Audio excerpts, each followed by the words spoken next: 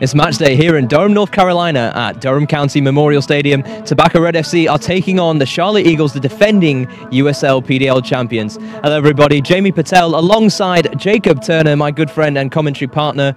And Jacob, right after this, we have quite a matchup for us. Looking forward to it, man. It's going to be a great game tonight. Always exciting when you bring the defending national champions, into our own stadium. So looking forward to it, and yeah, we'll get into it after the break. And right after this break, we'll have more pre-match coverage for you.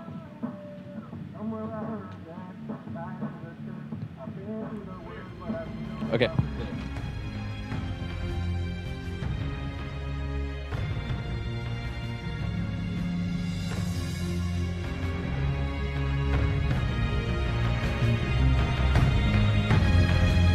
And it's in! What a header! Still Zach right. Oh, and he's finished it off! Gunner!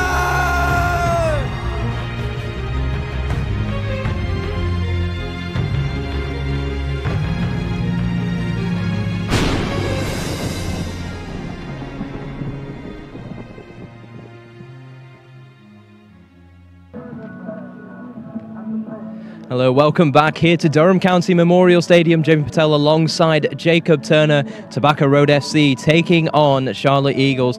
Like I said earlier, the defending USL PDL champions, and Tobacco Road top of the league at the moment, and definitely a challenge that they will want to surmount. Charlotte Eagles, they've only got one game they've played. They've won that one, 2-1 against the Myrtle Beach Mutiny.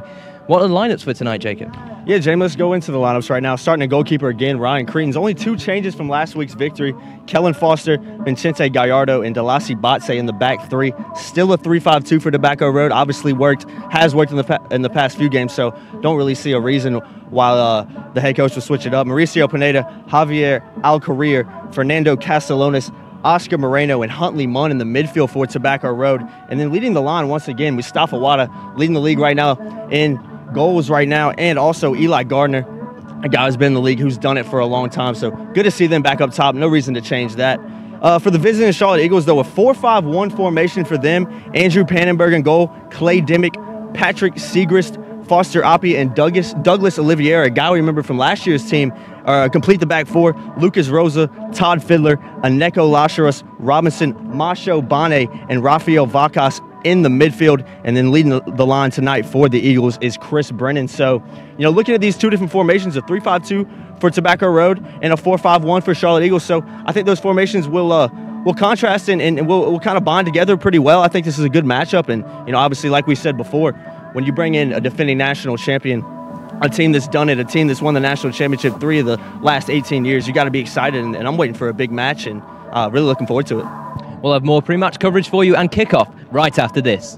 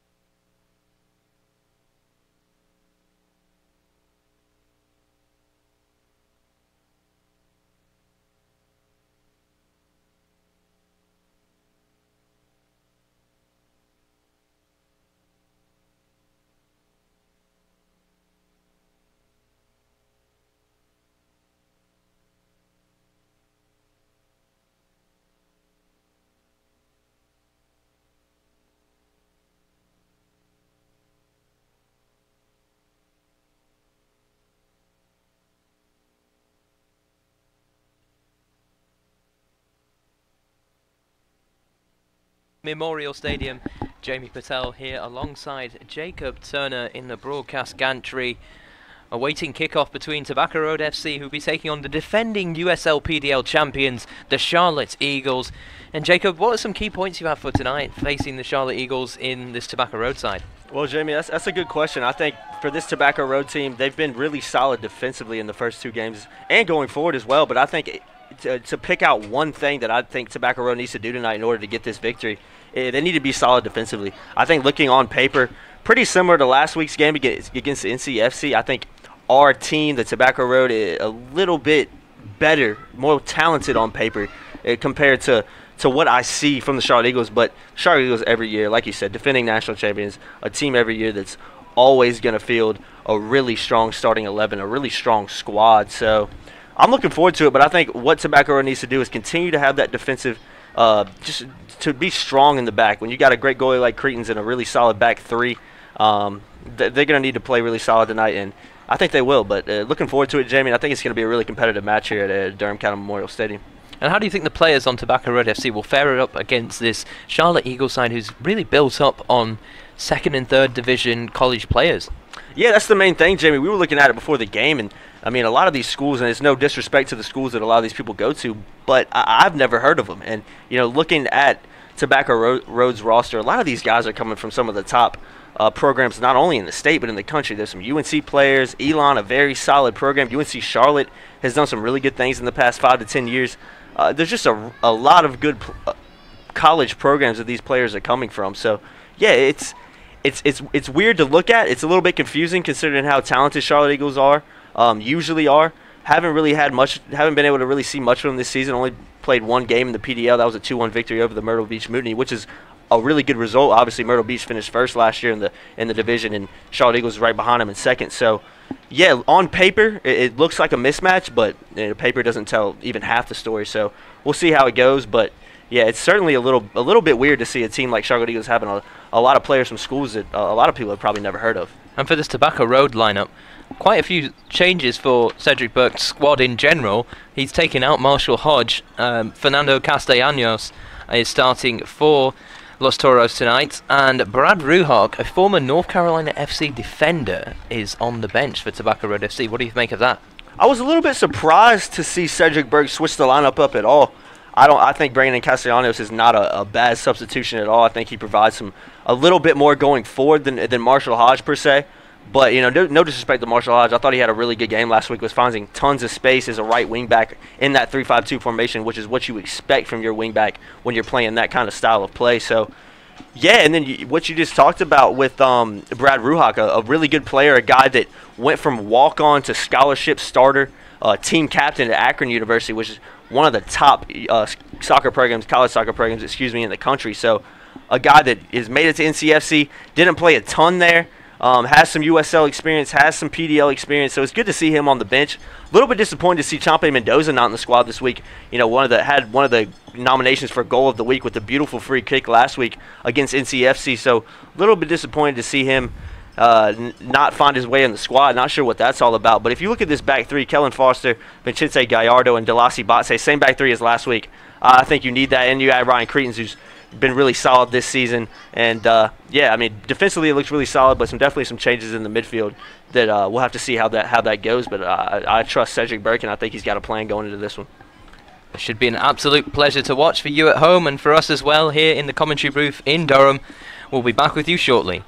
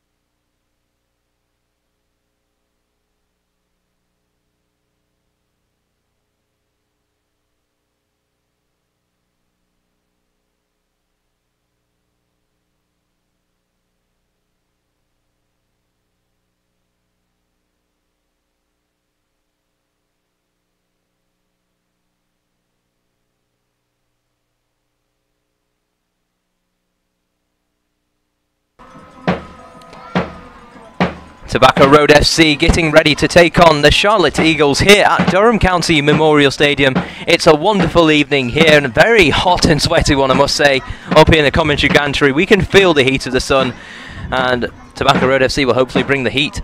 Yeah, I think I'm more drenched than the players are right now. It's definitely a hot one here in Durham. It's probably 10 degrees warmer on that turf as well. So, yeah, definitely a hot night. Gonna be a tough match. Charlotte Eagles, obviously, like we've said many times in the pregame show, defending national champions in the PDL. Gonna be a very tough match, but Tobacco Road's off to a really hot start, and I think they're gonna.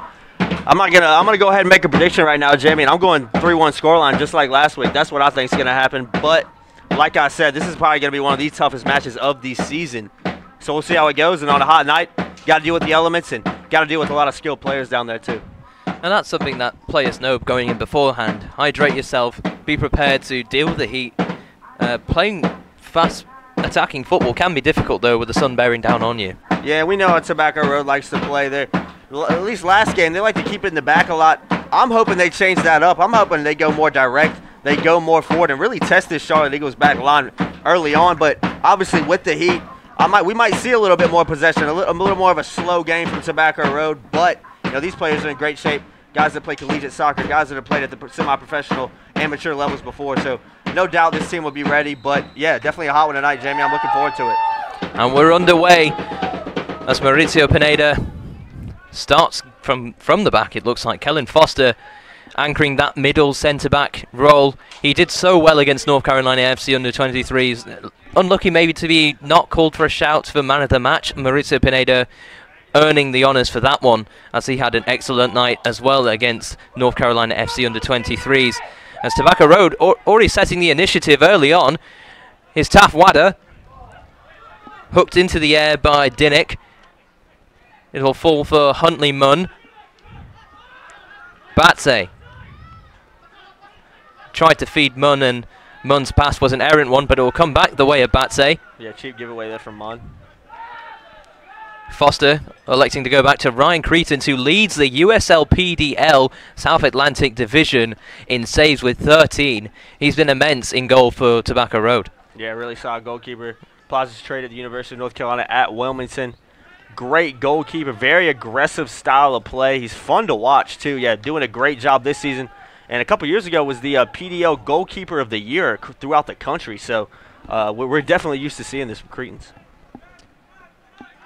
An early ball forward looking for Eli Garner, who scored in his second match for Tobacco Road FC against North Carolina FC under-23s. He gave Los Toros the lead in that matchup, and he'll be looking to continue his scoring form here tonight. A man who has professional experience in the USL with the Dayton Dutch Lions, and he does provide something with experience as well as his pace and finishing up top. Yeah, he definitely does, Jamie. He's a great asset to have up top, an experienced guy, a guy I really like watching, enjoy watching, just because he's a very class player. He's done it. He has the experience. He knows how to play, and he gets it done a lot. So, yeah, fun guy to watch, and I'm looking for a big night out of him. He's going to have a big night against this Charlotte Eagles back line. And he definitely complements Taff Wadder up there up top. Eli Garner, more of a physical presence, I'd say, in Taff Wadder, just edging him on pace and skill and trickery. Yeah, it's a 1-2 punch. You got speed and you got really just a very direct player in Eli Gardner, a guy that when he gets the ball, he knows what he wants to do. And we saw it last week with the opening goal against NCFC. You know, he caused a mistake in the back and he punished them for it. And that's what you need in a striker. And then you got a guy like Taff Wadder, speed, trickery, flair, but also a guy who can finish. And we saw both of them score last week. So that's exactly what you want from your forwards, and that's why I'm not surprised to see them back up top again tonight. You can see Charlotte Eagles struggling to get any sort of foothold here early on. Tobacco Road controlling the tempo. And this was something we mentioned early on. You know, how would these Division 2, Division 3 players match up against a lot of Division 1 players in the Tobacco Road side? And one thing I noted was physical presence. You know, playing in NCAA Division 1 soccer, you have to be a physical athlete. You have to have strength. Versus the Division 2s and Division 3s, where there's a chance here for the Charlotte Eagles. And it's still there, and it will fall off the post. And off of Cretans and out for a corner. Tobacco Road FC very lucky to not concede to Chris Brennan. Yeah, very uncharacteristic there from Vicente Gallardo. A guy that was in the first game against the Carolina Dynamo was a PDL Player of the Week. So just didn't take care of business right there. You see Cretans telling him with his right hand to push that ball out, get it out of there. And that's just a really cheap chance to give up there. And to be honest, Charlotte Eagles should have finished that. It should be 1-0 right now and within 4 minutes. Headed away by Gallardo this time. It'll be a throw-in for Charlotte Eagles. And that was completely against the run of play there. One mistake and Charlotte could have been in front. And that's what you expect from the Eagles, man. They're a team that continuously is one of the best teams in our division in the PDL. Wins national championships, wins conferences, wins division like it's nothing. So, yeah, when you expect them, if you give them any opportunities, they're usually going to take advantage. And that was really a poor miss from Chris Brennan in the long run. That's something he should have put away, and probably feels a little bit unlucky that he hit the post there, but poor defending there by Gallardo. He's got to wake up back there and not let that happen again. Batse and Pineda struggling to win the ball there, and Pineda doing very well. And then losing out after initially almost winning the ball back for Tobacco Road. Here's Huntley Munn. Shepherded away by Clay Dinnick. And just to go back to the point I was making earlier there, Jacob, before that chance, in Division 2, Division 3 in the NCAA men's soccer leagues is really more about technical skill. And you can see that on display tonight so far from the attacks that Charlotte have had. Yeah, it's Division 1 is definitely a more physical, fast-paced league. You got to be a bigger guy. You got to be a guy that's really got a lot of speed on you to go to Division 1, and also very technically skilled as well. But looking at Division 2, there's a lot of foreign players in Division 2 NCAA soccer across the country. A lot of guys from England, a lot of guys from Africa, guys from Europe. They come over to play here that maybe aren't necessarily good enough to make it at the professional or semi-professional level right now overseas, decide to come over here. But the D2 league is very strong. And there's some D2 teams, don't get me wrong, Jamie, there's some D2 teams across the country that can beat some D1 teams pretty handily. So not a huge difference between the two. A lot of it just kind of has to deal with your build. And skill-wise, I don't think there's a huge separation between the two. It was a clever header back from Kellen Foster to his college teammate Ryan Creason's in goal. Both players playing at UNCW. There's a huge UNCW flair to this team with Huntley Munn as well. Dylan Chain, another player, as well as Ben Fisher for Tobacco Road. Yeah, and speaking of Dylan Chain, was in the squad last week, came on in the second half at halftime, and ended up with an assist, not in the squad this week, though. So that's Chompy Mendoza and Dylan Chain that find themselves out of the lineup. Two guys that had, made impacts last week. Mendoza with the goal, Chain with an assist. So not sure what that's all about. Interesting change. Not sure if they're injured or just not available this week. Obviously with the PDL, this is not you don't get paid for this necessarily, so some guys just can't make every game. Garner cuts it back for Wada. Still with Wada. He's brought down. It's a penalty. Oh, no. The referee has given a free kick there. Nearly jumped the gun. It looked like a penalty there, Jamie. I think it's just on the outside of the box, probably about 20, 21 yards out or so. This is a dangerous position. I mean, you can't ask for a better spot, really. Right down the center of the goal, excuse me. This is dangerous, and you'd like to see Mendoza right now in the lineup with that free kick goal he had last week. It's disappointing because I think he's hopefully watching this game, and he's probably licking his lips at this one, wishing he was in the squad right now because he'd probably fancy his chances to bury this one. But Pineda and Wada over this one, and two guys that definitely have the ability to put this shot on target and maybe even put it away. Yeah, Pineda took one right before Mendoza's wonder strike in that match, and that one just barely clipped the top of the wall. So definitely has the power. We'll see if he has the accuracy. Or will it be tough? Wada, who's on a red-hot goal-scoring form at the moment, 3 in 2 matches. It will be Pineda. And it's straight off the head of the Charlotte defender. Yeah, Mauricio Pineda, man of the match last week. Hasn't had the greatest start so far. Obviously, that free kick, a wasted chance, and has given the ball away a couple times as well. A lot of high pressure from the Charlotte Eagles front line. So, but I mean, I totally expect him to step it up. Hasn't had a bad game by any means so far, but just a little bit uncharacteristic with some of the chances he's given away. And I expect him to do a little bit better there. And I'm sure Wada might take the next one based off that free kick. Not one to shy away from confidence. A very confident midfielder. Oh yeah, certainly is Pineda. Batse. Now it's Foster. El Carria. Or Pineda, rather. Huntley Munn was looking to feed Eli Garner. And the ball just stays in touch there. Batse did well to keep it in. And for any young players watching at home, any aspiring center mids that want to play at this level, professional level, keep an eye on Mauricio Pineda and how he plays. most of Tobacco Road's offense goes through Pineda first. He's really that link between the defense and the back line, but also does a great job defensively. So if you're a young player watching at home right now, watch him the whole match, because I don't think he'll, unless he gets injured, will be subbed out tonight. He's a guy that is just so crucial to what Tobacco Road wants to do. And he's also a really physical presence that is just, he just really doesn't make mistakes. That's why I was so surprised to see him give the ball away a couple times early. Cretans will clear this one towards Wada. Was headed down by Patrick Siegrist. Here's Pineda. He's had quite a few touches so far in this match as he finds Batse on this near side. Munn tried to keep it in but gave it away to Lacheras. Back over for Dinnick.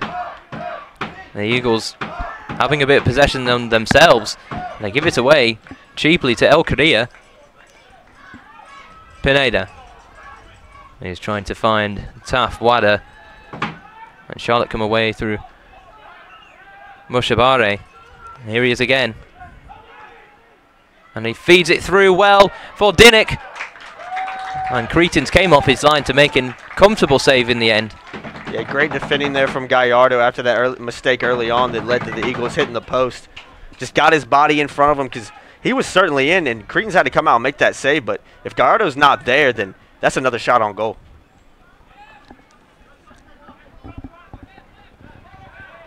Here's Foster. El Korea. Oscar Moreno is in acres of space on that far side, screaming for the ball. So Wada showing off his dribbling skills. Munn. We saw that a lot last week too, Jamie, with the wingbacks just in acres of space across the field, but nobody really found him. Kind of seeing that again tonight through Moreno. Haven't really seen Moreno on the ball too much tonight as he receives the pass from Gallardo.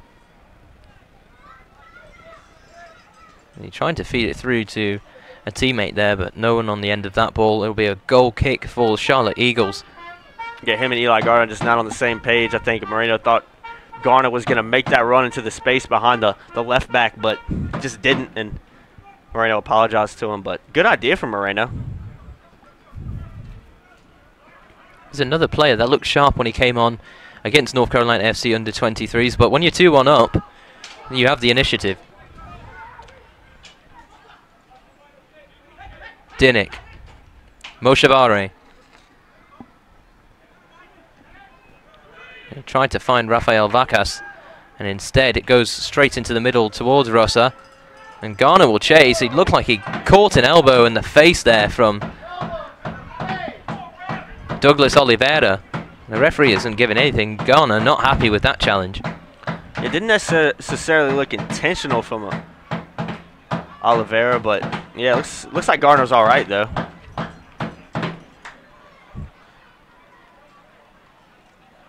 Oliveira, guy we saw last year for the Charlotte Eagles.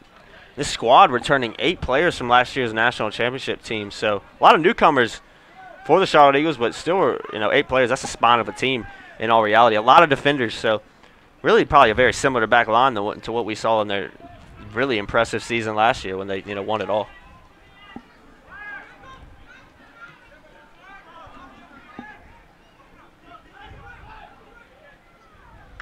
Pineda closing down his man, and the referee gives a free kick for Eli Garner's. Say it's an aggressive challenge there on Eneko Lacheras. Referee just telling Eli Garner to calm down. Looks like he has blood on his face, and the referee has now just seen it. Yeah, Eli Garner's going to have to step off for a second, get some treatment on that nose. We can see it from up here. Similar to what happened last week with Castellanos, who got a man sent off for an elbow in the face late in that game. So a lot of bloody noses in the past couple of games, Jamie, for Tobacco Road. Yeah, the referee missing that. What could have been potentially a red card had there been any intention in that challenge, but it's hard to tell from our vantage point, and obviously from the field level, if the referee's not looking, he can't call it. It didn't necessarily look intentional from up here, Jamie, but I mean, down on the field, it's a totally different perspective, so I don't really know. But if I had to guess from up here, I would say it was an accident by Oliveira, but nonetheless, unfortunate to play with a man down, especially a guy as crucial as Eli Gardner is right now. Hopefully he's all right to return to the field. Chris Brennan trying to deliver a ball in for teammates to latch onto, but it's a comfortable save again for Cretans.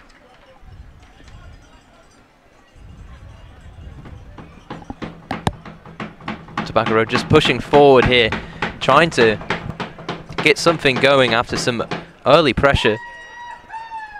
Although it has been Charlotte who've had the more productive attacks so far, as Oscar Moreno goes down in the heap.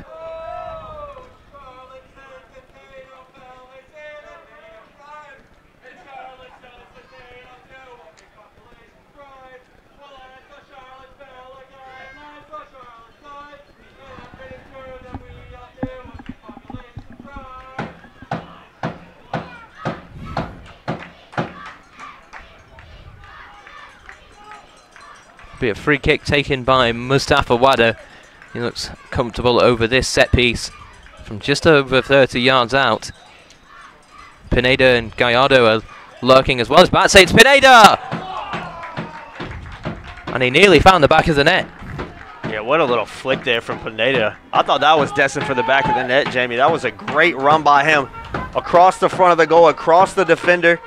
And I didn't think he was really going to be able to get a touch on that with how fast that ball was coming in. It was a little bit of an awkward angle for him, but nonetheless, that ball goes right over the bar. And can't speak enough about him, Pineda. He just makes things happen, you know, going forward and defensively. He's just everywhere on the field.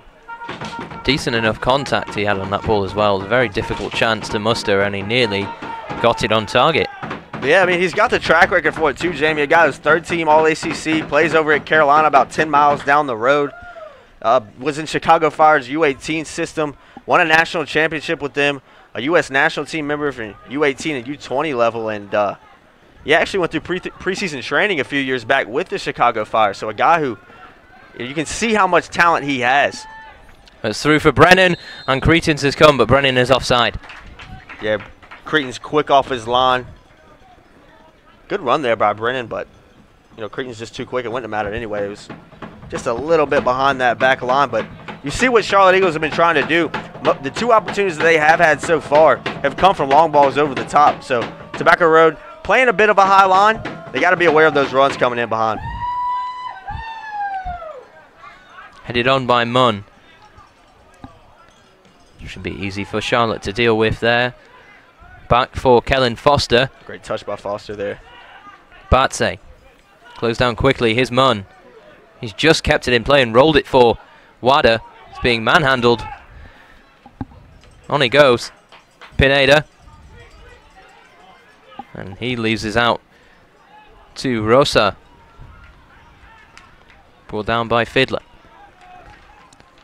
Push forward for Moshe Bane. Up against Foster. Still with him. Oh, and it's a poor clearance by El Correa, and then Foster tried to boot it away, and it came off of Russa. It looks like he was just leaning over in some pain, some discomfort. Yeah, Kellen Foster good to clean things up there, but poor clearance by El Correa. Just kind of whiffed at it, and that could have been dangerous right there. We've seen a few mistakes from Tobacco Road defensively that have led to some decent opportunities and some almost decent opportunities for the Eagles tonight. So got to clean that up. A little uncharacteristic. Tobacco Road, a team that usually starts off, at least this season, has started off very fast on the front foot. And I'd say Charlotte Eagles have had the better chances so far tonight. Moreno finds Eli Garner. Clipped in towards Wada. It's headed away as far as Vacas.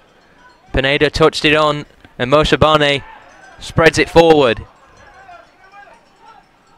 Eagles attacking through Brennan, and it's come off his back heel there. Knew nothing about that ball coming off behind him. Garner. Tobacco Road coming the other way directly, looking for Wada. Not quite the ball that Wada was looking for, but Tobacco Road will have another chance to reset here through Kellen Foster. It was a good idea by Gardner. Just was a poor ball, really. Mustafa Wada made a good run. You got to flight that ball over that defender. He pretty much played it right to the feet of the Charlotte Eagles defender. I think it was Foster Apia. Vacas spreading it for Fiddler. Still with Fiddler. Trying to get around Gallardo. But he was no match for him. Well, give credit to the Charlotte Eagles so far tonight. When they attack with some speed and some directness. They're playing a little bit of a counter-attacking game right now, kind of sitting back and then just attacking on the break when they get an opportunity, and it's working for them so far. It's causing Tobacco Road back line some problems just because of how much speed they have up top. Eli Garner losing out and then pressing for the ball. Kellen Foster getting a challenge in, and it's cut out by Rosa. And a chance for the Charlotte Eagles to muster an attack. A poor giveaway from Castellanos in the midfield there. Mushabane. It's a poor effort in the end.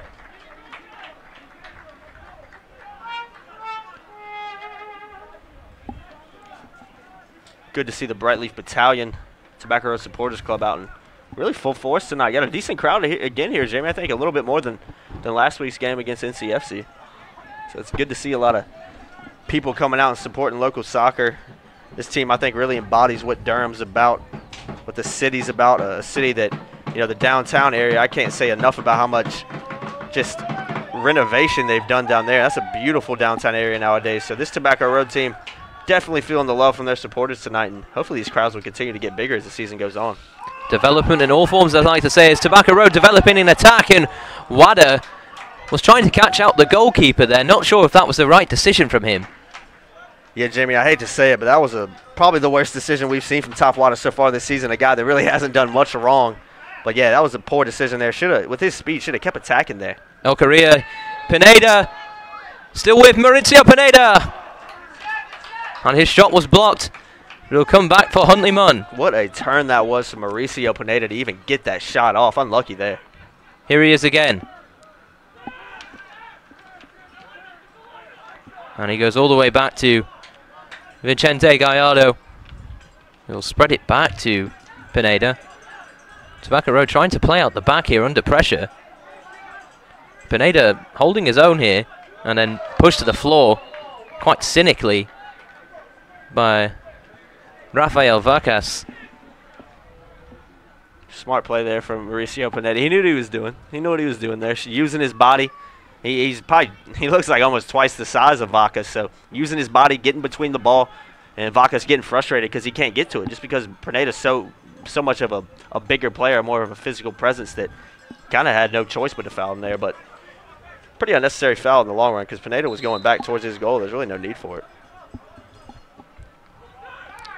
Eli Garner flicks it on and then booted high and up into the air by Foster Appia.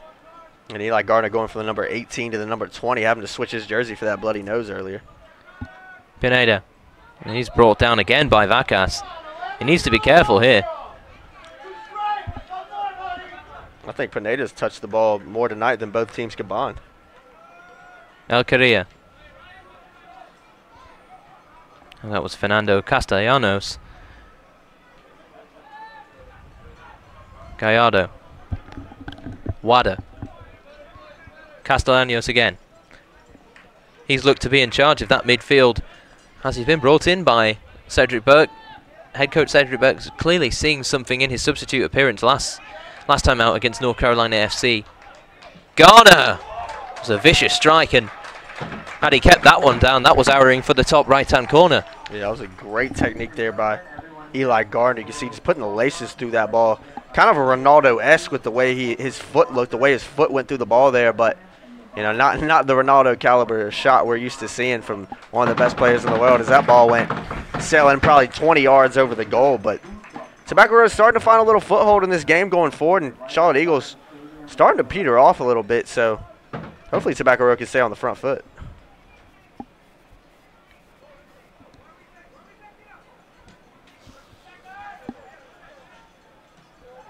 And El Correa is adjudged to use his hand there, but not sure if how intentional that was. Yeah, his hand's beside his body. Not really sure he had enough time to move it, so I think it's a poor decision there by the referee, but nonetheless. Cut back for Vacas, and then shot in by Boshari. And Charlotte take the lead. It's Robinson Mushabane. Totally gets to run the play, Jamie.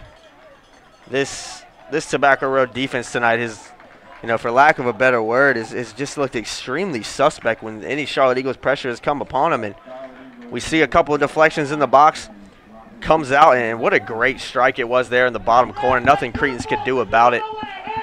But totally against the run of play, and I can't sit here and say that Charlotte Eagles probably don't deserve it, though, because the way they started the game, they've had the better chances tonight.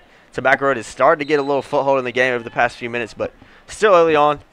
But unfortunate goal there, and this Tobacco Road defense is just, based on what we've seen this season, is just playing pretty uncharacteristically right now. They need to wake it up and clean it up back there.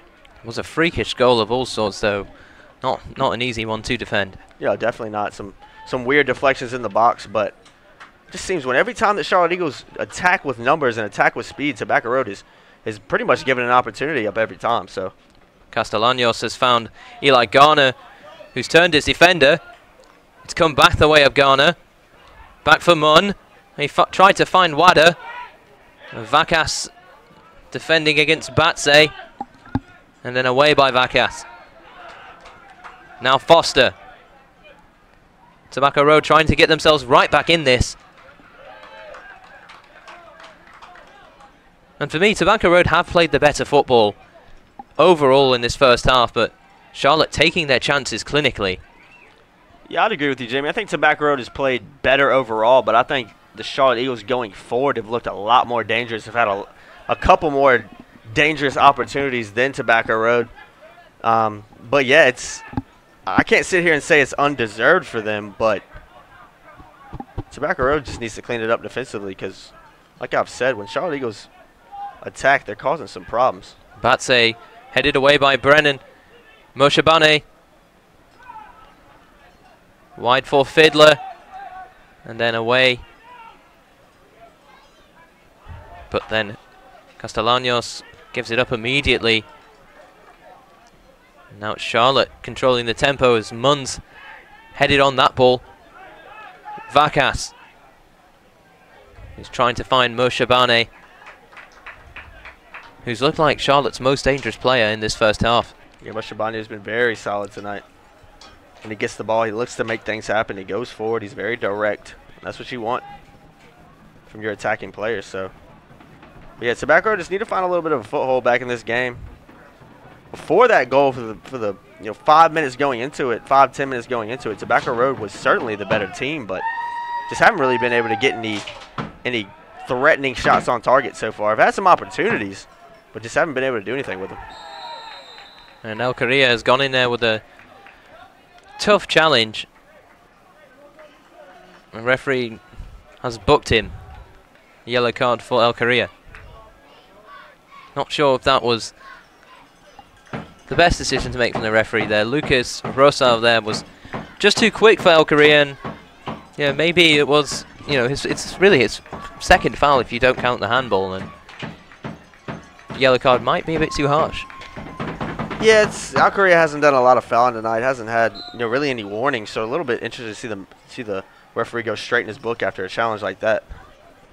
Headed on, and Moshabane using his hands to clip it over the bar there, knowing that he had been offside.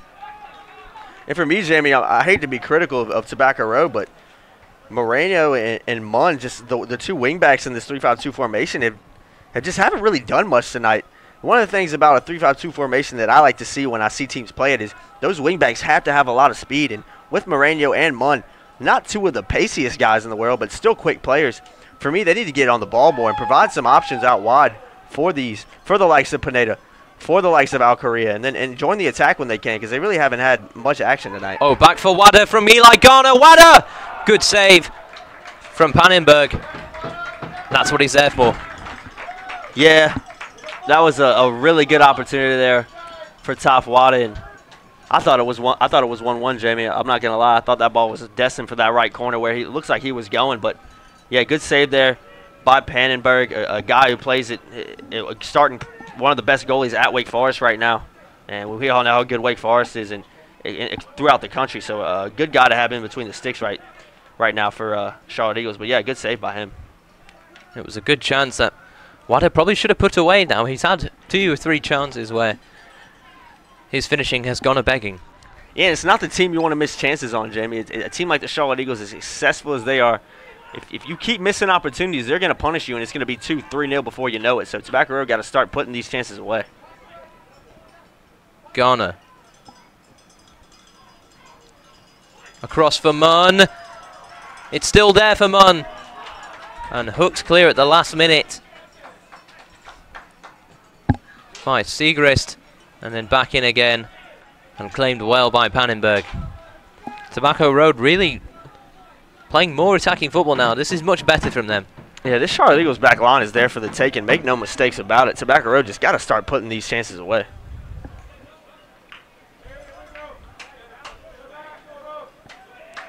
Moreno.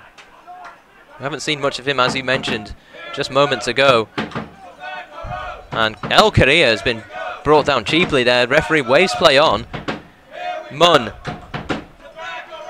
His ball in. He wanted a handball, and the referee gives nothing in return. And Jamie, I think that the best chances we've seen from Tobacco Road have come through Munn and Moreno, have come from them getting on the ball in some sort of capacity. So we see how crucial they are in this 3-5-2 formation. It spreads the pitch out. It gives the attacking players like Watt and Eli Gardner more space to run into. It gives the midfielders more options out wide. So they got to keep getting on the ball if Tobacco Road wants to get a goal here soon, because when they do, positive things happen. El Correa. And Garner tried to flick it on. Batse. Munn. And Munn doing well to pressure the ball. Foster. That was an excellent touch from him. Gallardo. Brought it right into his stride. Pineda. Here's Moreno. Tobacco Road doing well to keep possession as it's back with Pineda. Great touch there from Castellanos to find Pineda. Just rolled it with the bottom of his foot around the defender. So a little bit of trickery there. I like to see that. Munn.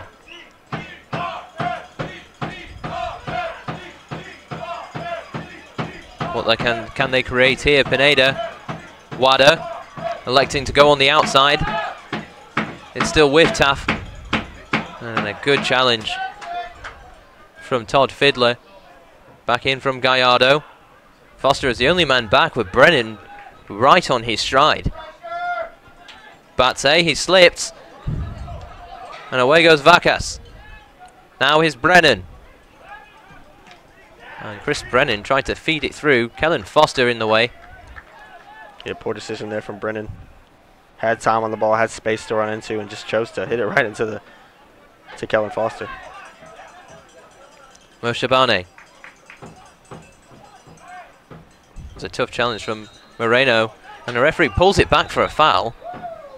You think it was the right call there from the referee. Moreno with a little bit of a kick out. Free kick will be taken by Lucas Rosa.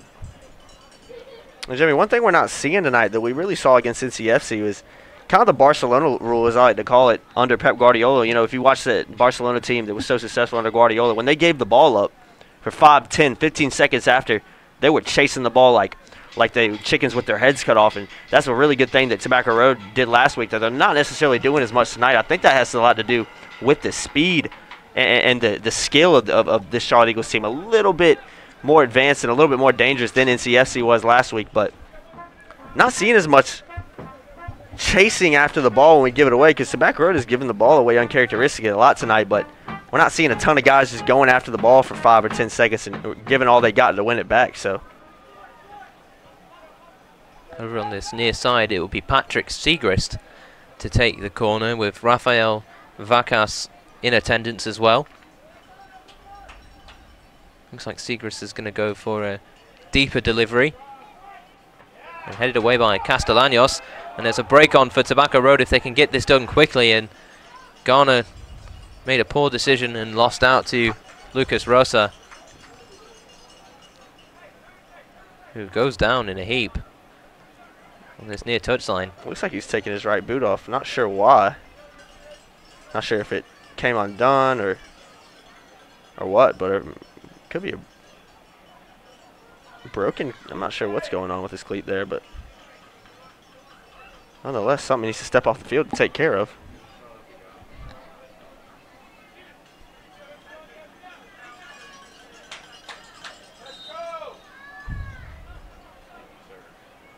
And it's a teammate just trying to hold up play for him to get his boot back on, but the referee saying get on with it. As Mon is brought down there by Vakas. That's his third foul now, Vakas, and if he carries on tonight, he could be quite easily booked by the referee. Yeah, I'm a little bit surprised he hasn't been booked, especially with Javier Alcorrea pretty much, you know, one foul and he's in the book. So not a little inconsistent from the referee tonight, but he's done a decent job so far, controlled the game well. Garner. He tried to find Munn there on the near touchline, couldn't keep it in play. And for me, Garner doesn't need to be going and winning that ball. He's coming back 10 yards, going back to his own goal when he's got the likes of Mauricio Pineda just as close to it running in, who, if he wins that ball, is going towards the Charlotte Eagles goal. So I think that was a poor decision there by Garner. He kind of it was a good opportunity and good hustle to win the ball, but when he did, he didn't really have any options with it because he was, you know, then facing his own goal. A bit overzealous, one might say. Yeah, you like to see the hustle from him. He's a guy that runs all the time, but it just wasn't the right decision there. Munn trying to find Garner, as he has either... Looks like the foul has gone against Foster Appiah.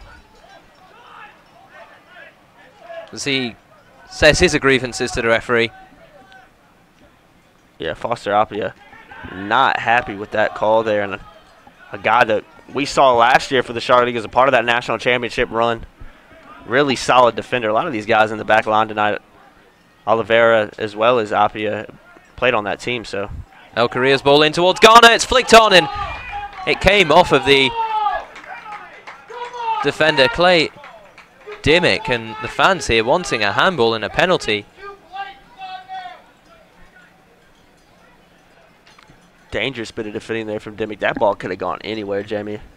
A bit fortunate, or unfortunate from a Tobacco Road perspective, that it didn't go in the back of the net. Wada with a poor ball in, couldn't beat the first man.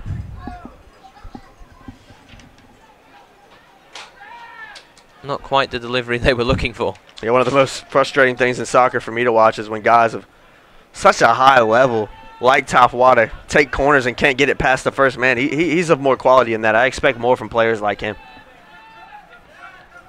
Foster. Munn. Garner. He has room to turn. There's Castellanos, and he was brought down. Referee says the ball was won, and Alcorrea will like to find Wada, who just couldn't get on the end of that ball. Just a bit too far for him to head on to. Yeah, Castellanos with a great turn there. Looked like a foul to me from up here, but referee didn't see it that way, and he was 2 yards from the play. So Wada, and he is not adjudged to be offside. Pannenberg made the save anyways. I'd like to see Mauricio Pineda, number 2 in the midfield for Tobacco Road, get on the ball. Hasn't really seen a lot of it. Started off the game first 10 minutes. He was touching it all the time, but haven't seen him on the ball as much. And you know, a lot of great things come through him, so he needs to get back on the ball tonight. Headed on by Brennan. Foster just about deals with that ball. Munn. Batse. Good turn from him. Yeah, great bit of skill there from Batse. Now Garner. Trying to release Castellanos. And Foster Appiah does very well to deal with the overhead ball. For me, that's the wrong decision there from Garner again. Had a ton of space, has a lot of open players, and chose to, you know, kick a 30-yard over-the-top ball to Castellanos, who's certainly not the fastest player on the field right now. So Eli Gardner with some uncharacteristic mistakes. I think he's a smarter player than he's shown tonight. And Pineda has gone in there hard on the challenge. And that's Castellanos. Again, completely forgetting he's on the pitch tonight. Yeah, not sure. It didn't look like a very aggressive tackle from Castellanos. But then again, Lucas Rosa in a lot of discomfort down there right now. Or excuse me, not Lucas Rosa. think it's So Lacheras. yeah, Neko Lacheras has gone down.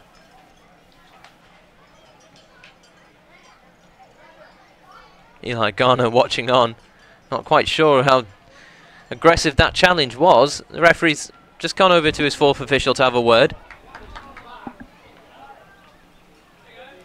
It certainly didn't look dangerous from up here. It didn't really look bad at all, but Lacheras is in a lot of discomfort. We see Castellanos go give his condolences to him and check on him, but good sportsmanship there.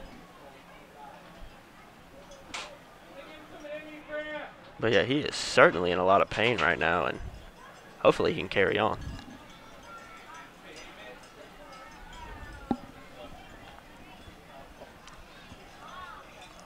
I think it worked out in favor of both teams. A very hot night, like we mentioned earlier here in Durham, and allowing both teams to grab some water and hydrate, because, I mean, I'm sweating up here in the commentary booth, and I'm just sitting down. Secretary Berg just trying to regroup his men here. Maybe a new strategy in the works for the last 5 or so minutes we have. I'm sure the referee will be adding on a few minutes of injury time. There's been quite a few stoppages so far in this one. But it's Tobacco Road who are trailing Charlotte Eagles here 1-0 in this first half of action. 40-odd minutes gone. And it's been a pretty even matchup, I'd say. Yeah, I don't necessarily think, looking at the whole run of the first half, that the Charlotte Eagles deserve this lead. I think Tobacco Road, especially after that goal, has had a lot of good chances, but you know, you can't really blame anybody but them. They just haven't been able to put them away tonight. And the thing is, though, with the quality they have up front with Toph Watt and Eli Gardner, those chances are going to go in the back of the net eventually. They just got to keep making them. And it was headed down by Brennan and taken on by Vakas, who's tipped the crop. I can't even speak tonight. He's clipped the top of the retaining fence. Hey, Jamie, we're blaming on the heat tonight. I might be getting a little dizzy over there, man. We're sweating up here in this booth. Speak for yourself. Just trying to cover you there, Jamie. It happens. Moreno. Here's Alcaria. Now Pineda. And his touch is nearly a loose one there. Batse. Munn. Back for Alcaria. Can Tobacco Road equalise here with just a few minutes remaining in the half? They'll certainly be looking to go into half-time not with a 1-0 deficit or more. Seeing Toph Water pushing a lot more out wide now. That strike was straight at Pannenberg in goal. Great play there by Water. Drives out his defender, and with his speed and skill, I want to see him doing that as much as he can. Then just quickly switches onto that left foot and has a shot. I'd love to know the statistics, Jamie, but Tobacco Road has to be up on the shots on target tonight. It's got to be crazy. Clay Dimick. Cut out well by Foster. Castellanos. It's a lovely touch from him. Pineda. Gallardo. Oh, and Wada lost his bearings there on the far side. Yeah, uncharacteristic there from Toph Wada. Took a little deflection on that pass, but maybe should have just let it go and took the throw in.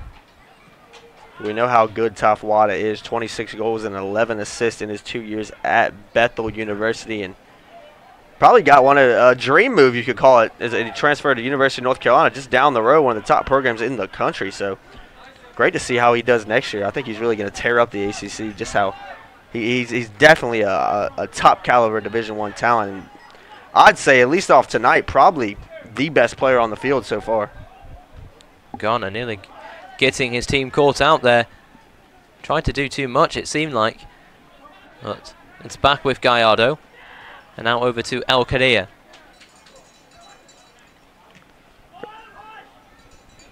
Here's Munn on the left-hand side. Pineda. Looked like he was opting to strike there. Comes back for Wada. Now Pineda. Wada wins it back brilliantly. Moreno. And his cross is blocked well by Vacas, headed back towards him from El Correa. Tobacco Road need to be thanking the referee now. A great bit of skill with that touch from the referee to give it back to Pineda, because Pineda had lost that ball and the Eagles had numbers going into attack, so thank the referee for that one. Munn. Charlotte players thinking that had gone out of play. Pineda, good strength. Gallardo looking like he's caught in two different minds there. Cretans will come all the way and not put the best of clearances away with it. I don't think Cretans necessarily need to come out right there. Kellen Foster had it covered. Probably been a little bit safer for Foster just to head it back to Cretans, but you know, don't take any chances with the down 1-0. Just get that ball out of there. Can't really blame Cretans too much for coming out.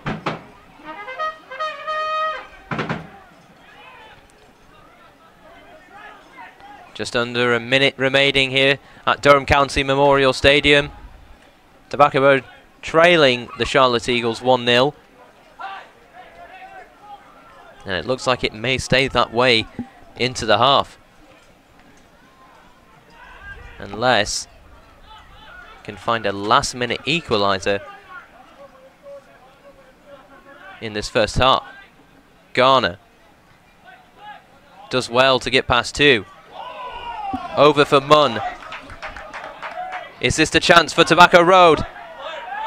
Was cut back dangerously from Munn. It was a good ball. Just couldn't find a Tobacco Road FC player, and the Charlotte Eagles are on the counter. Vacas tried to feed Brennan. Couldn't quite do it. The Charlotte Eagles have been so dangerous tonight on the counter-attack. They just attack with so much speed, so much direction, just straight towards the goal in their play when they get the ball. So, but yeah, Tobacco Road, unfortunately, probably feeling a little bit unfortunate to be down at the half. I think they've had the better chances so far, but just don't have anything to show for it. El Correa. Here's Foster. Flicked on by Castellanos. But it will come the other way for Charlotte. Lacheras, he loses out and goes down in a heap. But the referee waves play on Maurizio Pineda. It's Tafwada. Pineda! Oh, what a block from the Charlotte defender. It was arrowing into the left-hand corner. And that surely could have been the equaliser for Tobacco Road, and they will go into the half down a goal, but not down in chances. Yeah, as we see Lacheras down on the field again. And really the two challenges, he went down in the first half in a ton of pain, but neither of them were that bad. So I'm honestly would be surprised to see him back on the field for the Charlotte Eagles in the second half. But yeah, Tobacco Road got to feel a little bit unfortunate going into halftime with that 1-0 deficit. And I thought that was a goal right there, a late equalizer in the first half there for Pineda. I jumped in my seat up here, Jamie. I thought that goal was destined for the bottom of the net. But Charlotte Eagles, hate to say it, but they got to feel very lucky going into this half. Up 1-0, because I think right now this game should at least, at the very least, be a 1-1 tie. But yeah, Tobacco Road, wouldn't be surprised to see some changes at halftime, but we'll have to see going into it. Well, we'll be back with you shortly for our halftime coverage as Tobacco Road trailed the Charlotte Eagles 1-0 in Durham.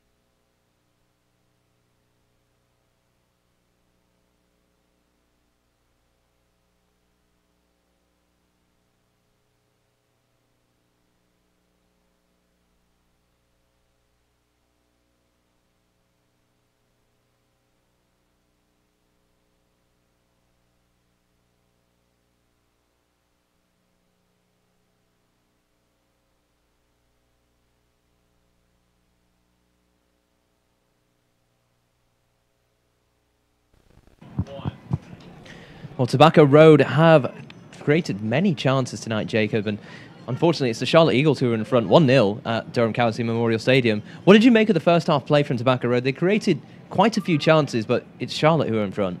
Yeah, Tobacco Road, I think for a majority of that first half, were on the front foot and probably deserve to be at least tied with, like we said before the break, with Charlotte Eagles right now. But the one thing that I have to say about it is Tobacco Road has had opportunities, yes, but they haven't put them away. And Charlotte Eagles, while they haven't had many opportunities, I remember probably 2 opportunities in the first half, they put one of those away. And that's why it's 1-0 right now. I'd be shocked, Jamie, in the second half if Tobacco Road doesn't tie this game up. And I would be shocked to not see a couple of changes at halftime as well. But Tobacco Road, we said it many times in the first half, if they go into this halftime break 1-0 behind, they're going to feel a little bit unfortunate, and that's how it ended up, unfortunately. But good news is they got another 45 minutes to play, and really looking forward to it. I think it's going to be action-packed, and I think both teams are really going to go for it in the second half. And I'm just curious as to what your take on that goal was. It looked like, not a very, stylistic sort of goal. Very opportunistic. It came off quite a few defenders in terms of deflections. Fell right into the path of Ocean Barney. Yeah, it was a fluke goal in a lot of ways. A lot of deflections, a lot of things that Tobacco Road should have dealt with. They should have got that ball out of there, attempted to. I can't remember who tried to clear it. Ended up hitting off a Charlotte Eagles player and then falling right to the foot, and he buries it. Buries it in the bottom corner. Nothing Cretans could do about it. A great finish by him. But, like I said, Tobacco Road, at times in that first half, just looked a little bit confused on how to deal with that fast counter-attacking play from the Charlotte Eagles. And give them a lot of credit, too. When they get that ball, especially in the first half, when they got it, they attacked with numbers, they attacked with pace, and they really caused a lot of defensive problems for this Tobacco Road team. So a little bit unfortunate, like we've said many times, that Tobacco Road's behind right now. But you got to give a lot of credit where credit's due, and the Charlotte Eagles have put their chances away. And probably, in their locker room are feeling a bit fortunate as well that it's 1-0.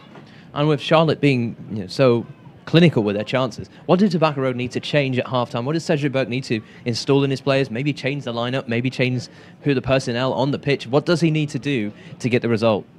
I wouldn't be shocked to see both wingbacks, Munn and Moreno, come out, kind of like we saw last week when we saw Dylan Chain and Oscar Moreno come in last week. I wouldn't be surprised to see both wingbacks get changed. I thought they had a decent first half, but for me, I want more speed on the field, especially out wide, because I think the guys like Toph Wade have caused a lot of problems. Eli Garner caused a lot of problems. Why? Because they're direct and because they're pacey players. So for me, I'm bringing more speed on it in the second half if I'm Cedric Burke. But besides that, I think defensively they've been fine. I think in the midfield, through Pineda and Al Correa, they've looked really solid. I wouldn't make any changes there, but only thing I would say, and only thing I wouldn't be surprised to see is both those wingbacks coming out and maybe providing a little bit more speed going forward, because I think that's what Tobacco Road is lacking. I think that's what's really going to expose the Charlotte Eagles back line. Coming up after this short break, we'll have second half kickoff for you and more action, as well as post-game coverage here at Durham County Memorial Stadium. It's Tobacco Road FC 0, Charlotte Eagles 1.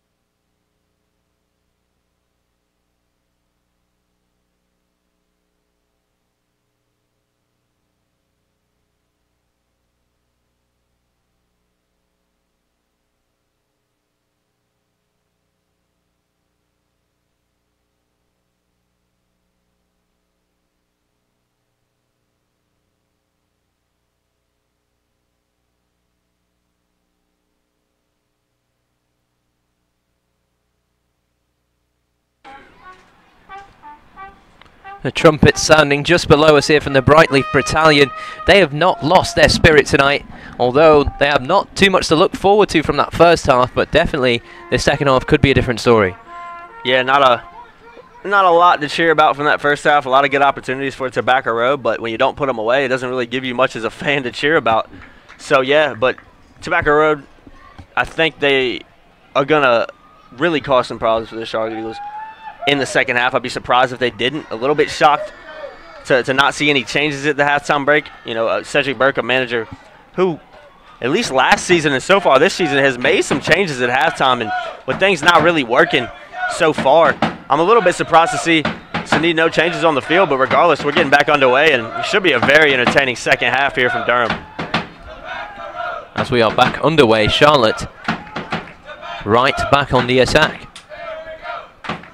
It looks like they have made one change. Derek Gonzalez coming on for the Eagles. El Correa doing well to find Pineda. And Pineda losing out. Foster Appiah looking to spread the play, and he just about does so to Todd Fiddler. Good skill from Fiddler. He's coming into the box, Gallardo. And Ryan Cretons does well to pounce on the ball, and he's just kept it in play. It was a dangerous attack from Charlotte as they were trying to double their lead, and Todd Fiddler just not capitalizing on that chance. It was a good block in the end, though, from Gallardo. Yeah, make no mistakes, Jamie. This Charlotte Eagles team is not going to stop attacking for the whole game. Even in this game, you know, even if they get behind, even if they get a 2-3 goal lead, excuse me, they're going to keep attacking. That's just how they play soccer. Head coach Luke Helmuth, first season for Charlotte Eagles, a guy that likes to play attacking football. So Moreno's ball was deflected and pounced upon by Pannenberg. Tobacco Road coming right back the other way in search of that elusive equalizer. Lucas Rosa. Gonzalez. Appiah. Back to him.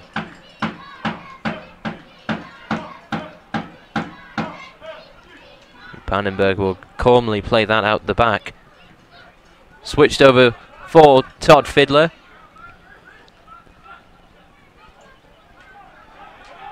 Charlotte just happy to play out the back and control possession as they have the lead, and are very comfortable in possession as a team. Brennan! Nearly the second goal for Charlotte, and it just flashes past that far right-hand post. It was a good strike from Brennan, just off target. Yeah, Jay, we got the perfect angle up here from in the booth, and I think Cretons had it covered, was quick to get down, got that arm out. I think if that ball is on target for that corner, I think Cretan at least gets a hand on it. I'm not saying it doesn't go in the goal, but I think he had it covered there. But yeah, Charlotte Eagles starting off on the front foot, not letting their foot off the gas, and unfortunately for Tobacco Road, they come out a little flat again, kind of what we saw in the beginning of the first half. That's why I was a little bit surprised to not see any changes, because I really think, especially going forward, besides Toph Wada and maybe Eli Gardner, there's not a lot of speed going forward. Castellaно's not the fastest player, and Huntley Munn, as well as Oscar Moreno, not the speediest players, and I think that's what Tobacco Road are lacking right now. So we'll see if there's any changes made later in the half. Segrist finds Fiddler in towards Moshabane. Garner. And he tried to nutmeg his defender. Here's Moshabane.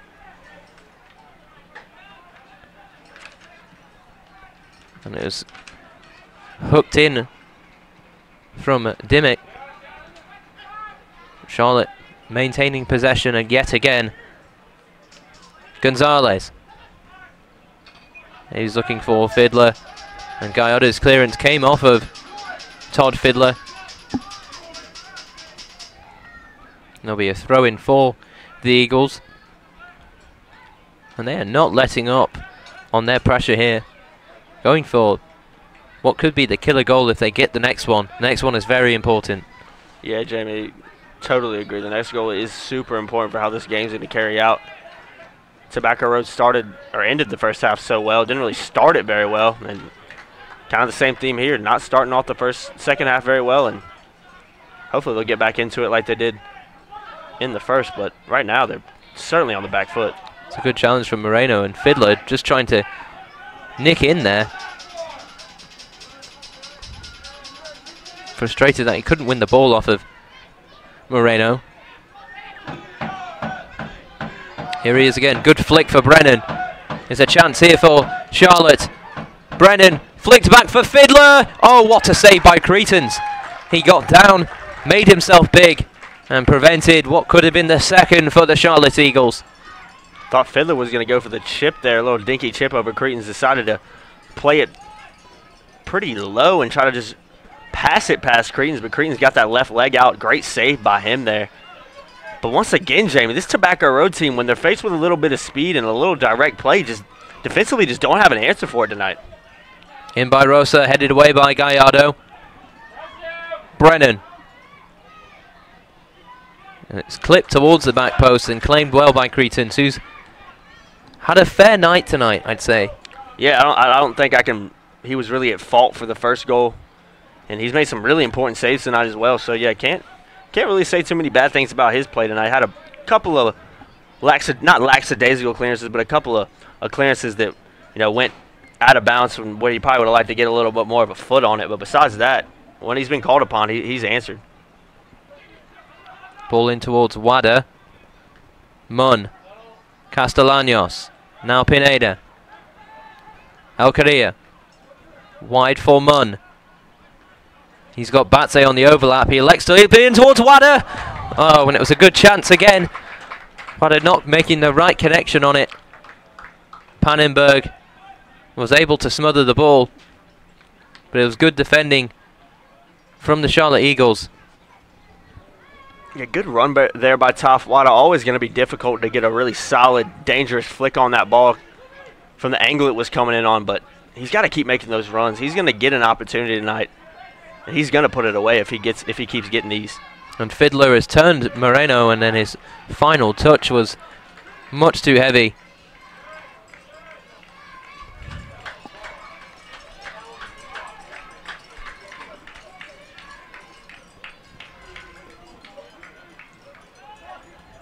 Batse.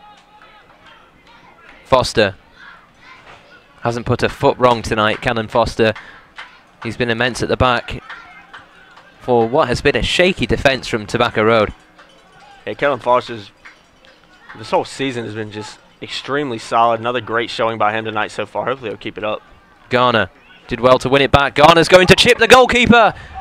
And he wasn't far away. It was a good idea from him. Yeah, just saw Garner pick his head up. I thought he was going to do it, and then he kind of took another touch or two and looked like he might change his mind, but goes for it. I think it's just a little bit too late. I think Pannenberg had it covered regardless, but good idea there from Garner. You can see the skill he has and the confidence he has to even try that. Siegerist being chased by Moreno.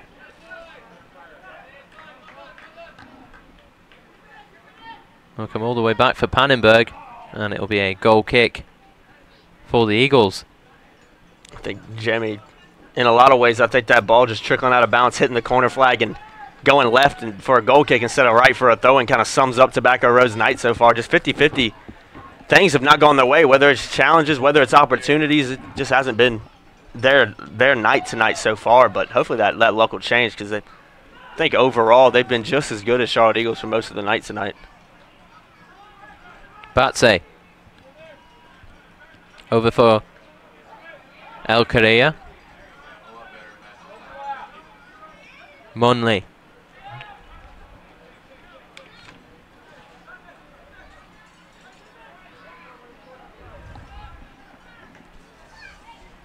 Batse finds Pineda. And now Gallardo. Tobacco Road finding it difficult to break down this Charlotte defence, as Moreno's been challenged by Todd Fiddler, who's been called back for the foul. Moreno just throwing an arm out there in frustration. Wada. And then back in from Wada. Not the best ball either. Couldn't tell if he was trying to go for a shot or a cross. And in the end, it was neither. It's a goal kick. Sorry to apologize.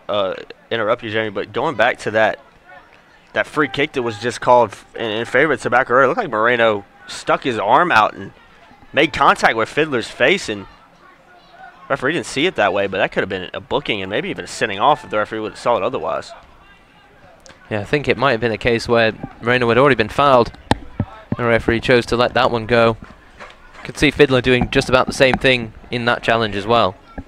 Yeah, I don't think there was a lot of aggression in it, but he definitely reached back with that arm and made kind of a motion, an aggressive motion in a lot of ways towards Fiddler. We saw Fiddler complaining a little bit, and also saw manager Luke Helmuth having some words with the assistant referee, so could have gone either way. I've seen referees give cards for that, and I've seen referees just let that go. Appiah. Flicked on by Garner. Pinedo couldn't get a touch. Appiah spreads it for Fiddler. Should be interesting to see how those two get on in the rest of this match.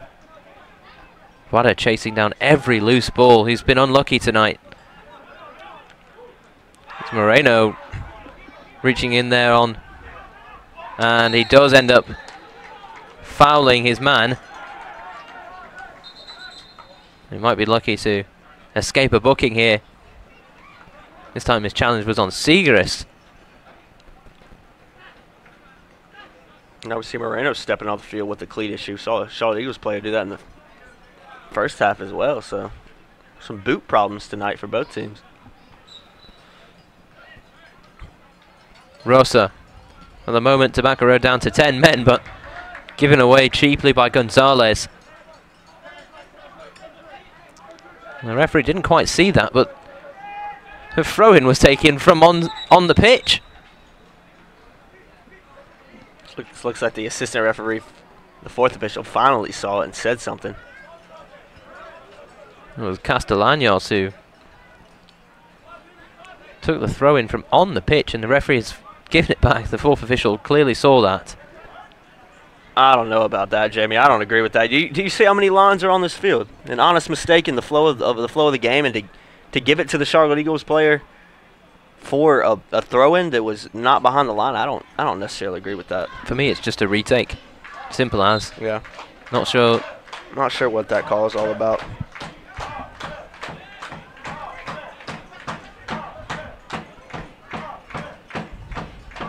Moshabane.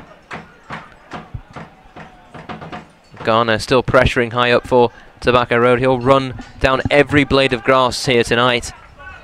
Right, it's a good ball over for Segrist in acres of space. Now it's Rafael Vacas. Moshabane. And still it's blocked. Vacas with a acrobatic effort. Never troubling Cretans, however.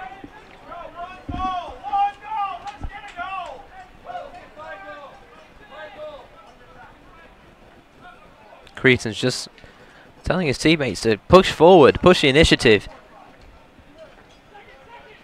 Yeah, just before the second half started, I saw both Tafawada and Javier Alcaria having some words with Oscar Moreno here. Just what it seemed like from up here, and I could be totally wrong, was just telling him to get in those channels and push forward more. At least from the hand gestures I saw, from the movements I saw from both players. So a lot of words between guys going in. It wasn't in any way aggressive talk or trying to put down Moreno. It was just some encouragement, telling him, hey, this is what I want you to do. This is what I'm seeing on the field. Try to do this some more. So haven't really seen Moreno get on the ball, not only in the second half, but really throughout the whole game. So hopefully that'll change, because I think he is a skillful player as he just gives it away there. Charlotte come the other way. Vacas with a poor ball, looking for Moshabane. Just didn't quite pay attention to what he was trying to do there.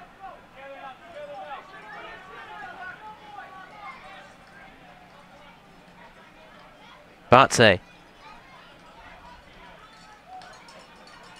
Another player on this Tobacco Road FC side who has done really well tonight. Yeah, Batse has looked good. Tobacco Road just gives it away. It's a good tackle from Castellanos, however, and he feeds Moreno. And he tried to feed Huntley Munn. Just too much aggression on that pass. And Moreno not necessarily had a night to remember so far. He's giving some balls away cheaply, as we've seen over the past couple minutes alone, and really just hasn't got a lot of touches, which I'm sure he's not happy about, but I don't think it's really any of his teammates' fault for not finding him. I just don't think he's found a lot of good spaces. Castellanos over the top for Wada, and the referee has blown his whistle. The linesman's flag is up. It's offside against Wada. And good credit to this Charlotte Eagles back line, though, Jimmy. They've done a great job tonight, not only on top Wada, but on Eli Gardner as well, excuse me.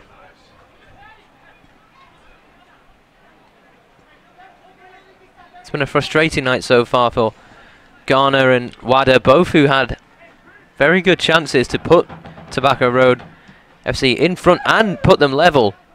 They haven't been able to take them, and the most clear-cut of them all was that Wada chance. Yeah, uncharacteristic from Wada not to put that away. We also saw Mauricio Pineda late in that first half with a great opportunity. A ball fell right to his right foot, probably 10 yards out, if that, and was deflected and blocked by a Charlotte Eagles defender. And that's just kind of how the night's gone. Some unlucky breaks for Tobacco Road that, you know, a lot of the times they're going to go the other way. But that's soccer for you. It's sometimes it's unfair and sometimes it's cruel. And I think anybody watching this game would agree that Tobacco Road probably doesn't deserve to be behind right now, like we've said many times. But Charlotte Eagles have taken their chance, and they're 1-0 up, and that's what you expect from a defending national champion. And off comes Fernando Castellanos. On comes Tommaso D'Agostino. Yeah, exciting to see D'Agostino on the field. Both an Italian and a United States passport, has played professionally in Croatia as well as Italy, and also has plied his trade in Massachusetts, where he is from, for the Western Massachusetts Pioneers, a PDL team up there. So guy who's traveled around a little bit, and probably only got on one of the few guys on the field tonight that has experience overseas. Played in the Serie D, which is the 4th tier, I believe, of the Italian league over there. So a guy with a lot of experience, and see if he can bring something different to the field, because I think that's what Tobacco Road needs right now. They need a spark. Another experienced player on this pitch for Tobacco Road.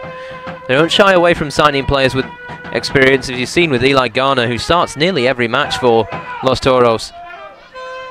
Yeah, I think that's what you need in the PDL. I think experience is very important. A lot of these guys most of these guys that you're going to go up against and play with are college players. So to have a couple of older guys who've been there, done it before, is always good to have. And have a guy that's played overseas.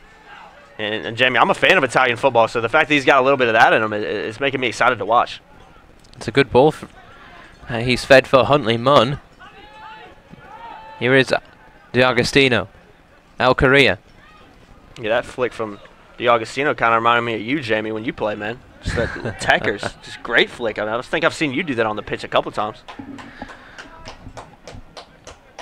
Too many compliments from the ever grateful Jacob Turner. Hey, I try to give them where they're due, Jamie. I've seen you on the field, man. I think you could be plying your trade out here. Well, I wouldn't be in the booth if I could. That's true. Maybe it might not be. Maybe for 5 or so minutes, it might be a little winded after that. At least I think I would, but. There's nothing quite like playing football. Oh, then. And if you can't play football, I think commentating is quite up there with alternatives. Yeah, I don't think I could have said it any better. I think that's why we're both in the booth right now. Not quite good enough to play at the PDL or professional level, but I think we can honestly say we call it with some of the best of them. We're still young and trying to get some experience in the booth, but certainly something I have and I think you do too, have a passion for it just as much as I do playing soccer. So. Here's Huntley Munn. Or Oscar Moreno, rather. He's being chased down by Fiddler. Wada.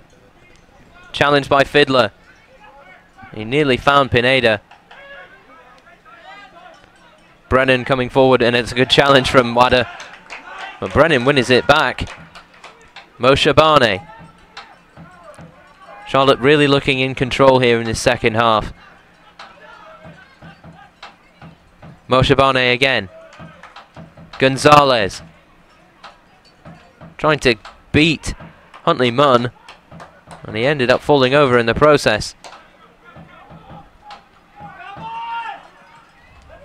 Garner looking like he's struggling up there to get the ball back, as is Taff Wadder. It's a great ball there. Brennan! It was a good strike, and Cretans was right behind that. Yeah, Cretans having some words with his defenders down there. After they let that shot get away, seems like he had 3, 4, 5 seconds to settle that ball and do what he wanted with it. So got to be a little bit quicker. Kellen Foster, who's had a great night so far, probably should have stepped a little bit quicker there. Here's D'Agostino.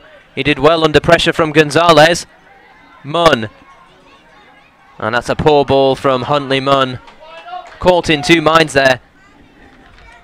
Yeah, that's extremely poor ball there from Munn. He's got space on that wing. He's got time to pick his head up. You've got to get that ball in the box. But I've been really impressed with what I've seen with D'Agostino so far. I think he's added something different in the 5 minutes he's been in.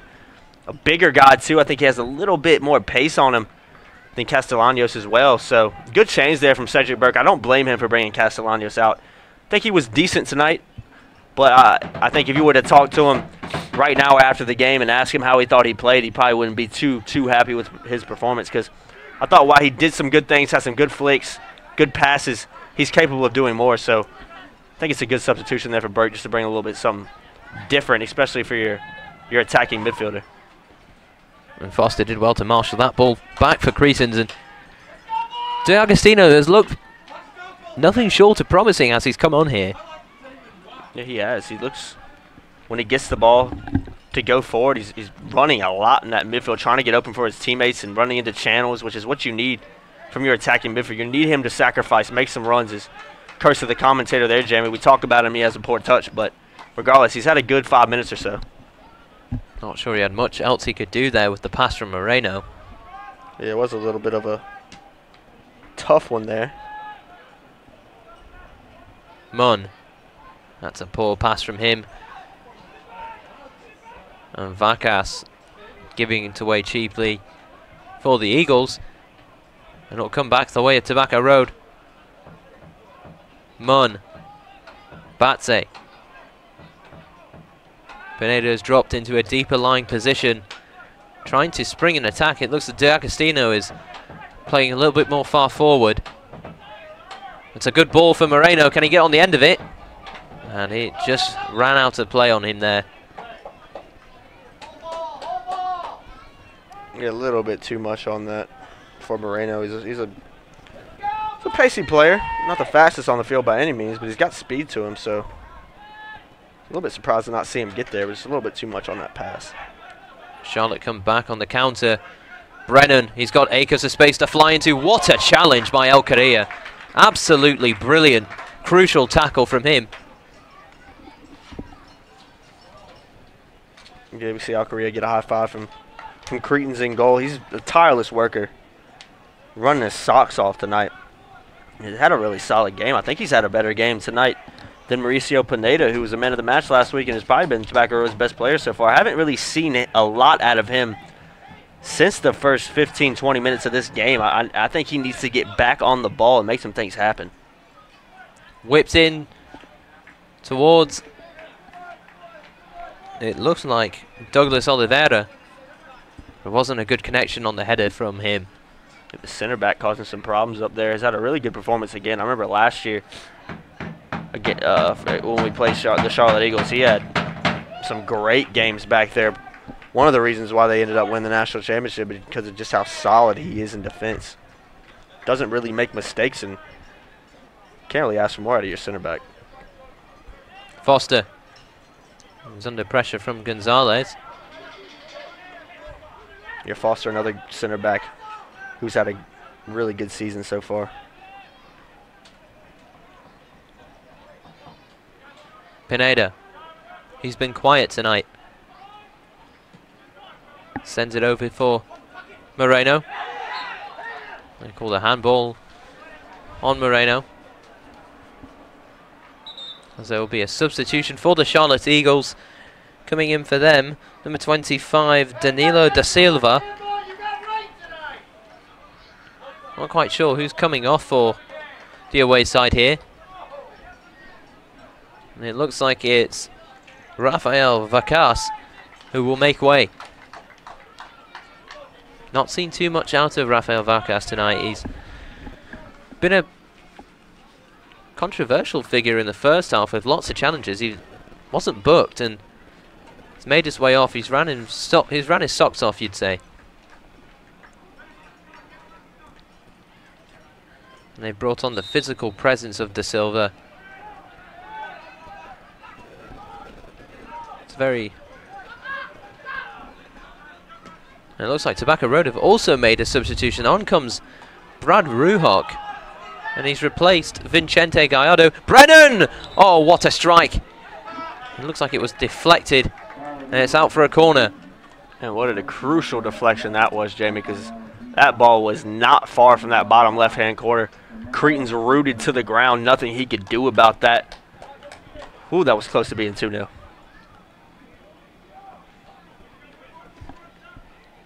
It will be Rosa to take the corner. And like I was saying, Brad Ruhock has made his way on for Tobacco Road FC for his debut. The former NCFC player, as that header goes wide from Moshe Barney. Yeah, excited to see Brad Ruhock play. Just a great story. Collegiately played for the University of Akron, was first team All-MAC 2015-2016, 2015-2016 team captain, 3.75 GPA in college, went from a walk-on who was recruited late, basically just got a tryout with Akron and ended up making the team, and 2 years later is a scholarship player and is a captain for his junior and senior season. So great story for him, a guy who's played for NCFC. Didn't get a lot of playing time there, but nonetheless a guy that has played for one of the best teams in the country collegiately in Akron, and excited to see him play. I think he's a very solid defender who's going to add a lot of depth to this lineup. What a wonderful ball. It's over for Huntley Munn, and he couldn't cut it back for Pineda. Cleared away by Appiah. And Huntley Munn, unfortunately, has had a second half to forget. Has just not been able to do the little things, the things he needs to do, the crosses, the passes, has not been able to string those things together. Wouldn't be surprised to see him come off here soon, but nonetheless, Tobacco Road getting some opportunities, and again, it's through top water. What a ball that was, Jamie. For him to just turn so fast like that and send a 30, 40-yard ball over the top right to the feet of Munn. That's why you got to be disappointed that he just wasn't able to do anything with it. And that's the sort of quality he brings when he's not scoring goals, creating chances. Yeah, he's just an all-around player, an all-around number 9 who just makes things happen. And so fun to watch. He's so skilled, and I'm excited to see what he does in the future, because I think he's a player that could find his way up to the MLS or at least to the USL. Has a really good chance to play professionally. Ghana challenging Siegrist. Supporters wanting more here from their home team. Tobacco Road just coming off the pressure here.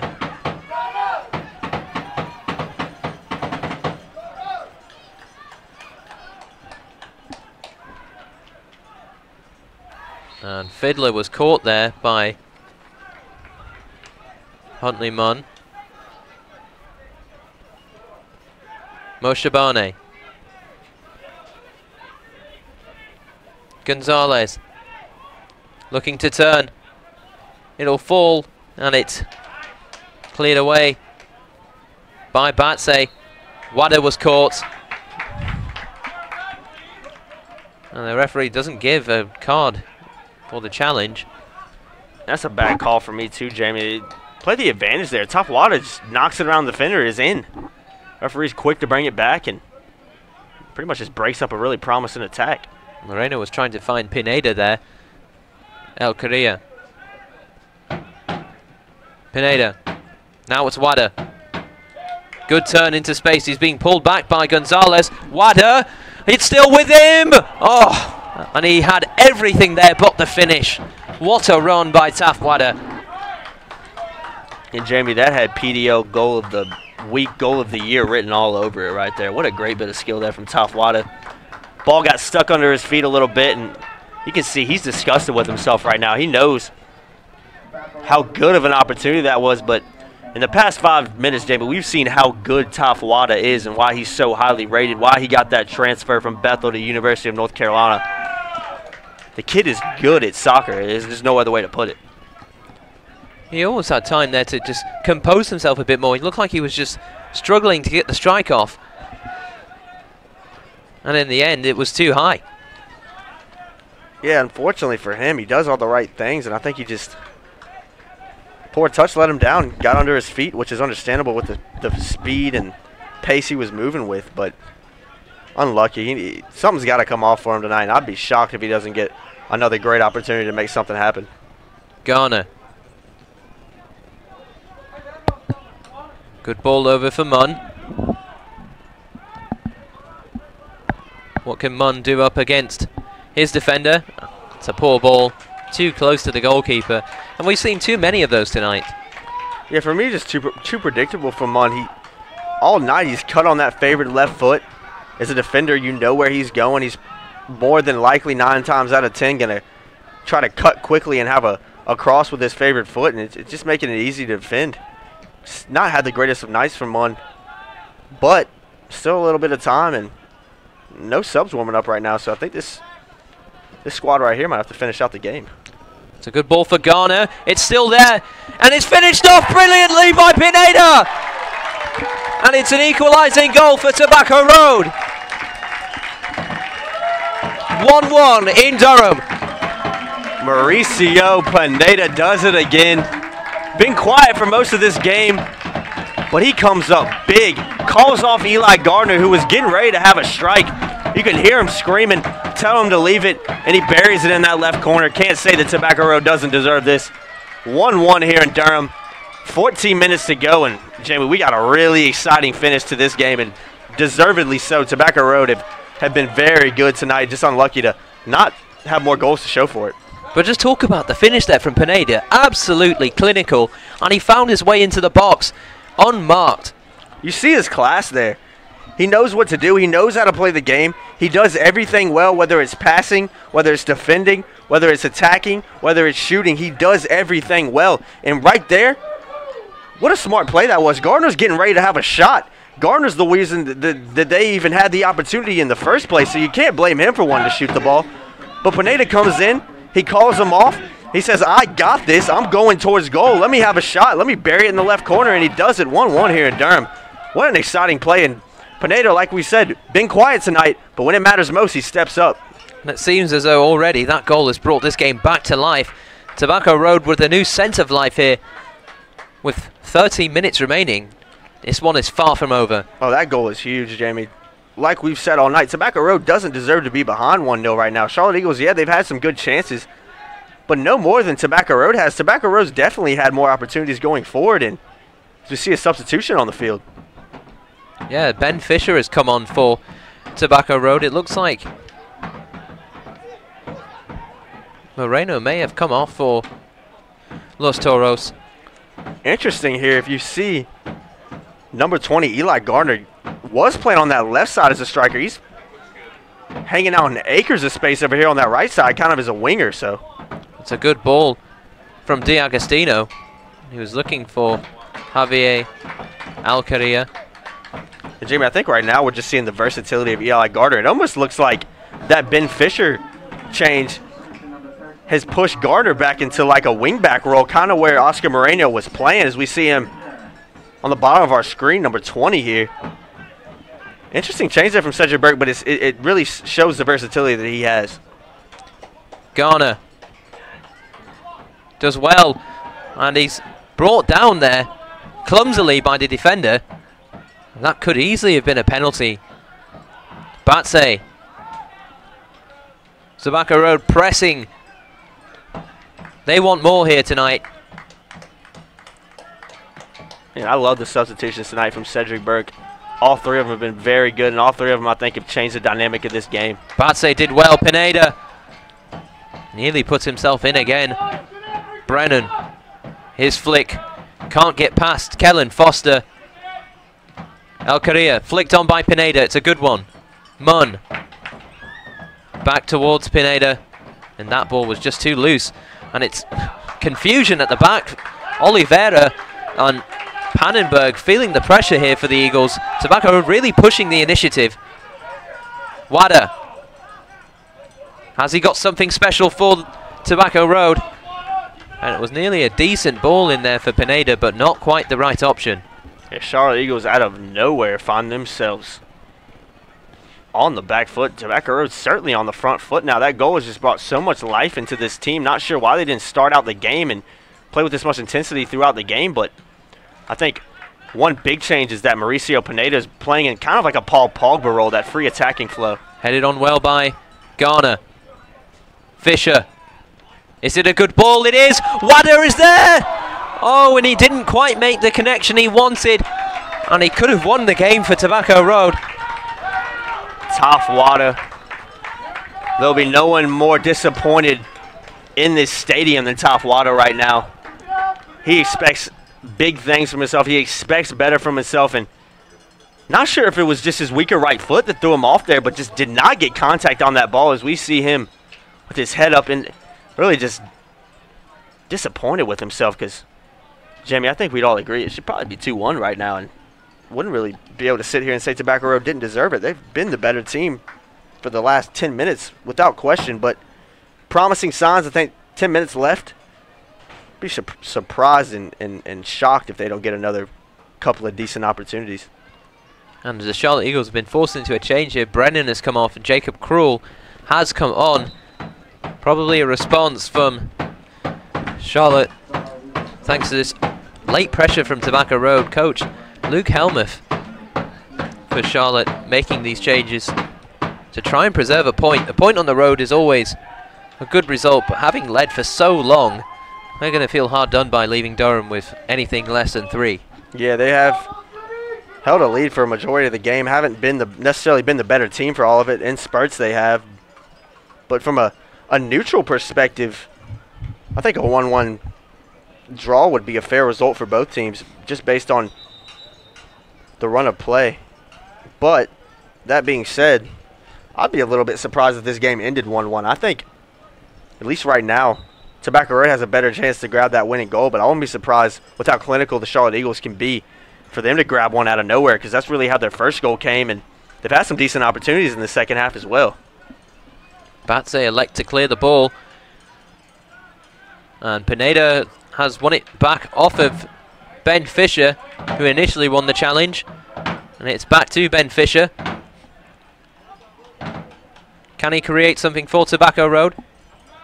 And it's off of a Charlotte Eagles. No, it's come off of Fisher instead. It's going to be a throw-in for the Eagles. Ben Fisher certainly not lacking in pace, providing a little bit something different on that wing. Looks like he's playing, like I said earlier, a little bit of a forward position. Now Eli Garner's dropped back. D'Agostino. Batse. Back for Foster. Now it's Brad Ruhak. Wide for Garner, who's looking for the run of his teammate. Couldn't quite find the connection there. Ben Fisher coming all the way over to this right-hand side, doing everything he can to try and create something. Ruhak under pressure. And Foster's clearance, he's clearly not happy with that. It's Tobacco Road. Can't get complacent here. Got to keep playing. And Foster did well to win it back, but gives it straight back to Charlotte. And it's fallen for Pineda. That's a good ball for D'Agostino. Tries to switch the play over for Huntley Munn. Fisher, those two teammates at UNCW. And Pineda trying to dummy it and leave it for El Correa, and that clearly wasn't the right decision from him. Get poor there from Pineda, just not on the same wavelength as El Correa. Fiddler trying to dribble his way through the Tobacco Road defense. Wide for Krul, and then come all the way back for Rosa. And Wadder went in there with a challenge. It looked like Rosa went down pretty easily there. And a free kick has been given away in a dangerous area from Wadder. A silly challenge to make, with Rosa going nowhere.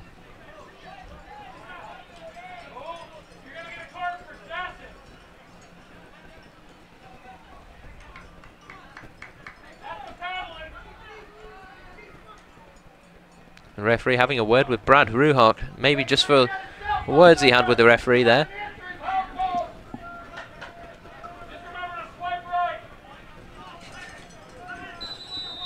Some excellent banter having been had from the Brightleaf Battalion as Batsay heads it clear. Cretins came all the way, unconvincingly. The referee looking around to see what had exactly happened there. Might have been a handball, but the flag is up on the far side. It's a free kick to Tobacco Road. Charlotte wanting a penalty there. Yeah, I don't think in this kind of game, as late as it is, you can give a penalty for that kind of play. I didn't really see too much in it there. But regardless, as Eli Gardner's down right now, I'm not sure what's wrong with him. I saw him talking to some of the Duke Sports Medicine guys down there while the free kick was about to be taken. Thought he was just looking for some water, but he's limping right now, so not good to see. You can see Joaquin Del Rosario warming up on the touchline. Could be a change that Cedric Burke is forced into. Fiddler running up against Batsay. And back to him from his teammate in attack. It's still there for Charlotte. And the strike clears the top of the crossbar. It wasn't a good connection from the Charlotte midfield man, but nonetheless it nearly troubled Cretins. Yeah, Cretins had to get back, had to get a paw over that crossbar to just see that thing out, but Charlotte Eagles, I guess the run of play starting to find themselves back in this game, which really wasn't the case for the last 15 minutes or so. So Tobacco Road playing with a man down right now as well. Or it looks like Eli Gardner's made his way back on the field now, which is good to see, but doesn't, obviously probably not at 100%. That ball has been adjudged to have stayed in play. Gonzalez, he's in on Cretins, and it's finished off by the Charlotte Eagles, and it's Danilo da Silva. And the players on the touchline are not happy with the linesman, saying he might have been offside.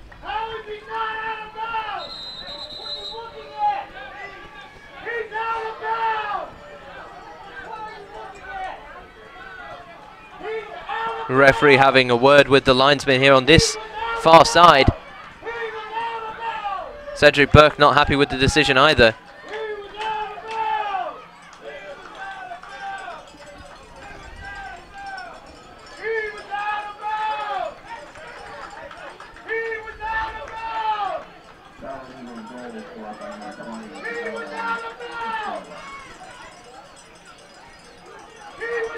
The manager, Cedric Burke, not happy.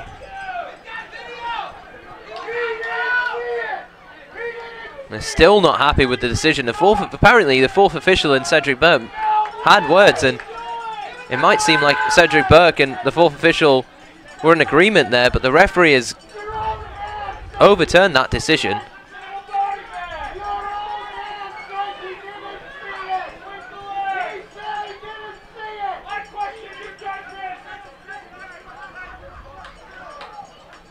And what an end to this game. And if this result stands, what a disappointing result for Tobacco Road. One of the biggest games of the season.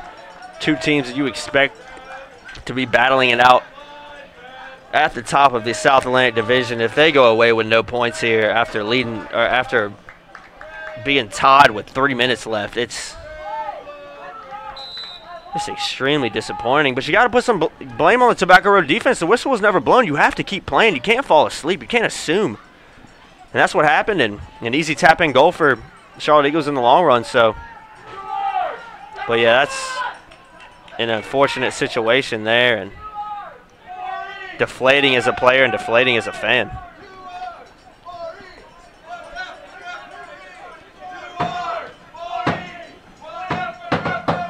Batsay heading away. De Silva still underneath it.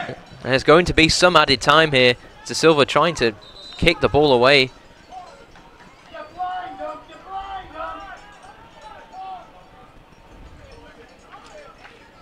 And Jamie, I will say from up here, that ball did look like it was out of bounds. So hard to see. But from the disputes from the players, it's hard to see them disputing something that much that isn't obvious. And from Cedric Burke's perspective, he's got a better view than the linesman does. I can't see a guy of Cedric Burke's, you know, just the type of person he is, his integrity. I can't see him going after a referee like that for no reason. So Tobacco Road might be hard done by. Wada. Landon Roscoe has come on for the Charlotte Eagles, meanwhile, as Todd Fiddler has come off. El Correa. There's still time, however, for Tobacco Road. Can they pull it back one more time? Foster looking to switch it over for Fisher. Headed towards goal and collected easily by Pannenberg. He'll take those all day long. Looks like the referee's saying 4 minutes of at a time, yeah, which going to make an interesting end to this game. Tobacco Road, can they just get one more opportunity? The soccer gods are on their side, as they like to say. This game they should definitely equalize this game in the next 4 minutes, because they gotta feel super unfortunate to be trailing in this game. Probably feel a bit unfortunate not to be leading, in all honesty, because they've had the better chances so far tonight. D'Agostino. Foster.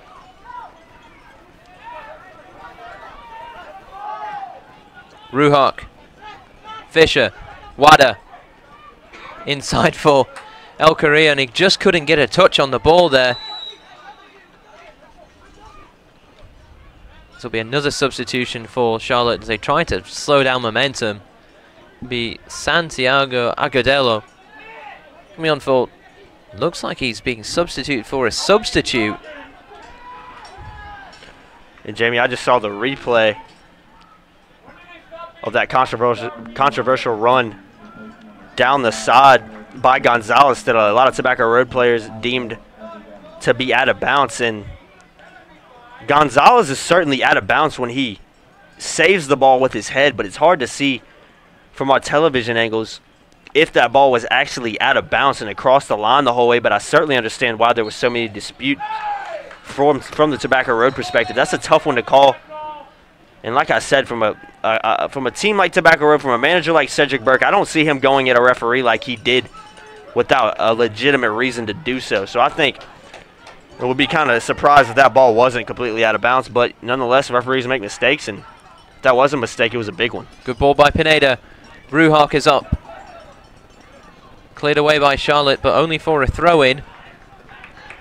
Wada. Good skill from him again. Brilliant turn. Wada. Great ball in. Oh, and that was the chance for El Correa. His header just flashed wide of the post. How close can you get?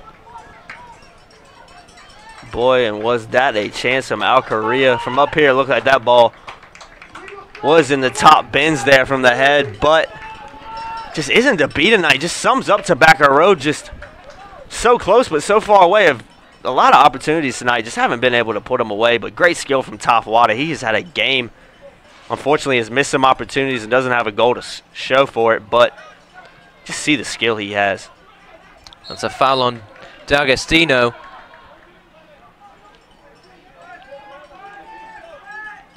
D'Agostino spreading it for Munn. Pineda. Appia had to be careful there. And cleared away.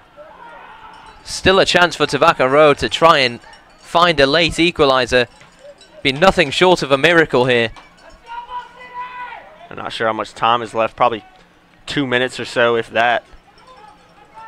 And Batse did well to come back, and handball called against him.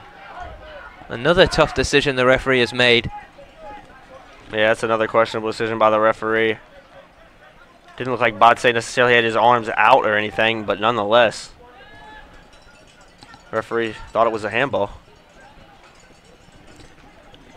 And Charlotte will be happy to keep it in play here.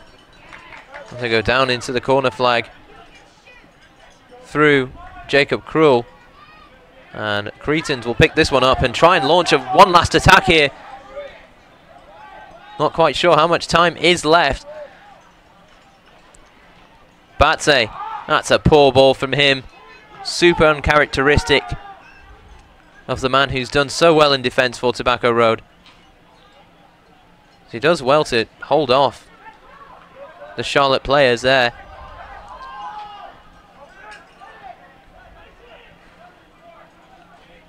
Ryan Cretan's just trying to get this goal kick taken quickly.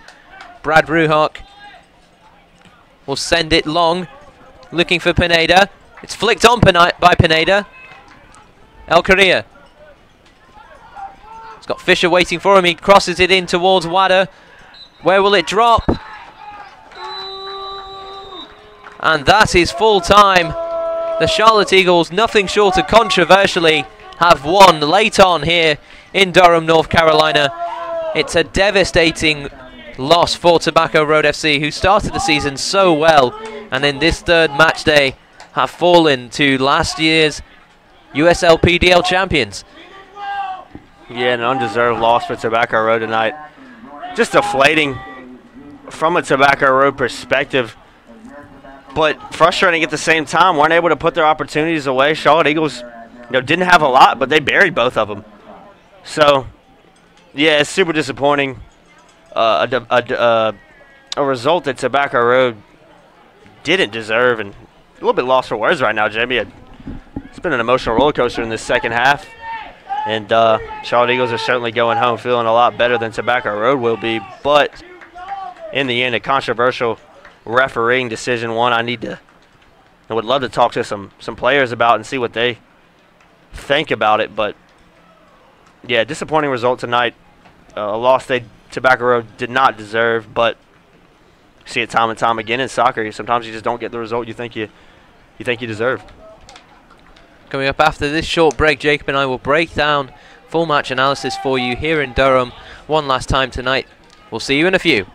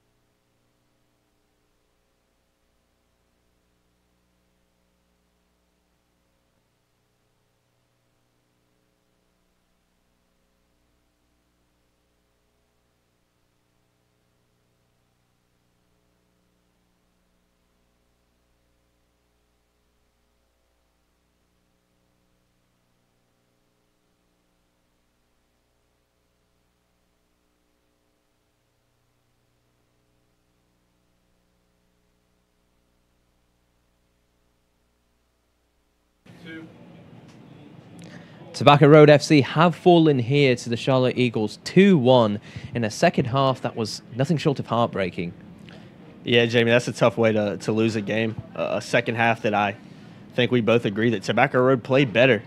And for 10, 15 minutes in that second half, after that goal, it looked like Tobacco Road was going to grab another one, maybe two more. Just wasn't the case. A really controversial decision that we just looked at the replay, and I think I'll speak for both of us when we say I think that ball was out of bounds. The player, I can't remember who it was, looked to be at least 2-3 feet out of bounds, but it's a bang-bang play. The reaction from Cedric Burke, the Tobacco Road manager, made me really think that ball was out. He had a little bit better viewpoint than the linesman, who was still running back, still tracking back, trying to get back to the halfway line. So it's just disappointing when you lose in such a big game in a fashion like that. And Tobacco Road, they're going to feel really hard done by. But at the same time, didn't take their chances. Charlotte Eagles did, and they go out 2-1 victories heading back to the Queen City. Yeah, absolutely devastating for those players. And Cedric Burke, not a very adamant man on the pitch, not very animated, and he clearly thought that decision was wrong. Yeah, he clearly did. And Cedric Burke, a guy we know well, very composed guy, a quiet guy, a guy that doesn't really ever let his emotions get the best of him. So I think one of the biggest factors when we saw the decision and his reaction to it, it was a no-brainer that's got to be out of bounds. The way he was going at that referee, I've never seen him do that. I've never seen him doing that in a year and a half of covering Tobacco Road. So, yeah, it's extremely disappointing. But like I said, it's a game where Tobacco Road had more opportunities to score, had good chances to score, and didn't do it. And that's one of the reasons they lost tonight. But in the end, that was the most controversial decision down on the touchline right there that led to the 2-1 victory for the Eagles. And that's just a tough one to take, Jamie. Really lost for words on how that game ended. Very undeserving from a Tobacco Road perspective. And it's just a credit to this Tobacco Road FC squad. They concede that late goal. They're down 2-1, not long left, but they kept pressing. Wada kept pressing, and he nearly created a chance for El Korea, and he should have buried that, honestly. That header was clear-cut, no one marking him, a free header in the air. He got high enough, just couldn't put it on target. Yeah, El Korea had a great opportunity late on. I thought that from up here in our vantage point, obviously a long way away, looked like that thing was destined for the top right corner. But nonetheless, Tobacco Road kept pressing, and it was good to see them react like that. And totally against the run of play, the Charlotte Eagles get one last opportunity. They really only had 3 good opportunities throughout the match, and they finished 2 of them. So, from that perspective, you got to give a little bit of credit to the Charlotte Eagles for finishing those chances, and for Tobacco Road for really doing the exact opposite, not putting in the way, not being clinical. Tafawada had some really good opportunities. Pineda had a couple more opportunities. I know he grabbed the lone goal for Tobacco Road. He also had some good opportunities. And Eli Garner did as well. So, got to feel hard done by that decision. But nonetheless, Tobacco Road had opportunities to win this game, and even had opportunities to tie it up after they went behind 2-1. So, happy with the response from them, happy with the effort from them, but in the long run, a 2-1 loss against a team they're going to be duking out with for the division title is heartbreaking. Really, it's such a hard result to take from a Tobacco Road perspective. And with this victory for the Charlotte Eagles, they go level with Tobacco Road at the top. 2 wins for them, 2 wins for Tobacco Road, but now they have the loss on their track record, and Charlotte have a game in hand. So this could turn the tides in what is usually a short season in the USLPDL. But Tobacco Road, they travel to Myrtle Beach next week on the 30th. So what is to come next for this team, and what do they need to get back to winning ways? They need a response. The Charlotte Eagles, the only game they played so far this year was against Myrtle Beach, a 2-1 victory for the Eagles. So you expect a very similar level of competition that we saw here from the Eagles coming into Durham County Memorial Stadium. But obviously going on the road, the first true road game of the season, it's going to be interesting to see how Tobacco Road responds, how they go. And I would be shocked if they don't come out with a lot of intensity, a lot of aggression, and a lot of purpose. Sometimes losses like that they don't derail your season. They spark your season and make you play even harder. They make you play better. They make you come together as a team. So from a manager's perspective, if I'm Cedric Burke, that's what I'm preaching in the locker room right now. We can't let this poor decision, this poor into a game define the rest of our season. It's up to us. I mean, we're only 3 games in. This season is still really young. Tobacco Road got a great opportunity to go down to the beach. I'm sure a lot of people would love to be in Myrtle Beach during this time of year. That's going to be a hot one. That's probably going to be one with the elements factor in, kind of like it was tonight. Expect a lot of humidity there, but what Tobacco Road needs to do and what Cedric Burke and what the team has to be looking for is a response, and I'd be shocked if they don't get one down there against the Myrtle Beach Community, who is a good team, finished actually top of the division last year, so it's not getting any easier for Tobacco Road. One more point to bring up tonight.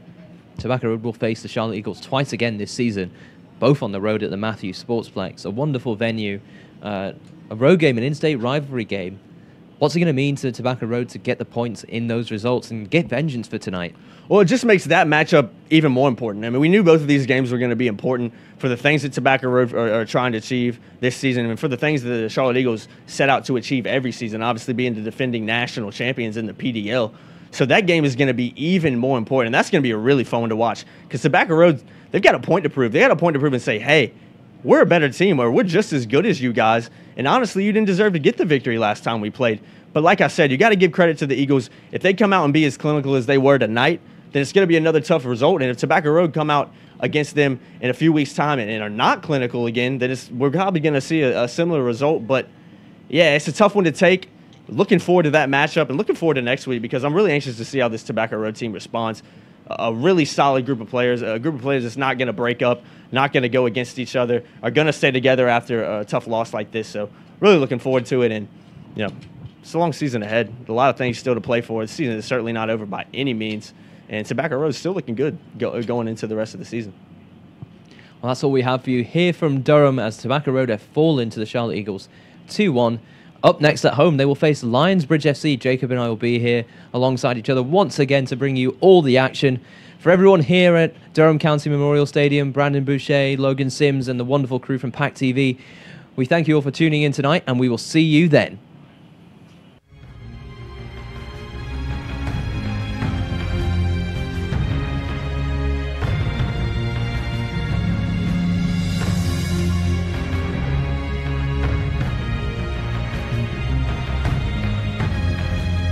And it's in!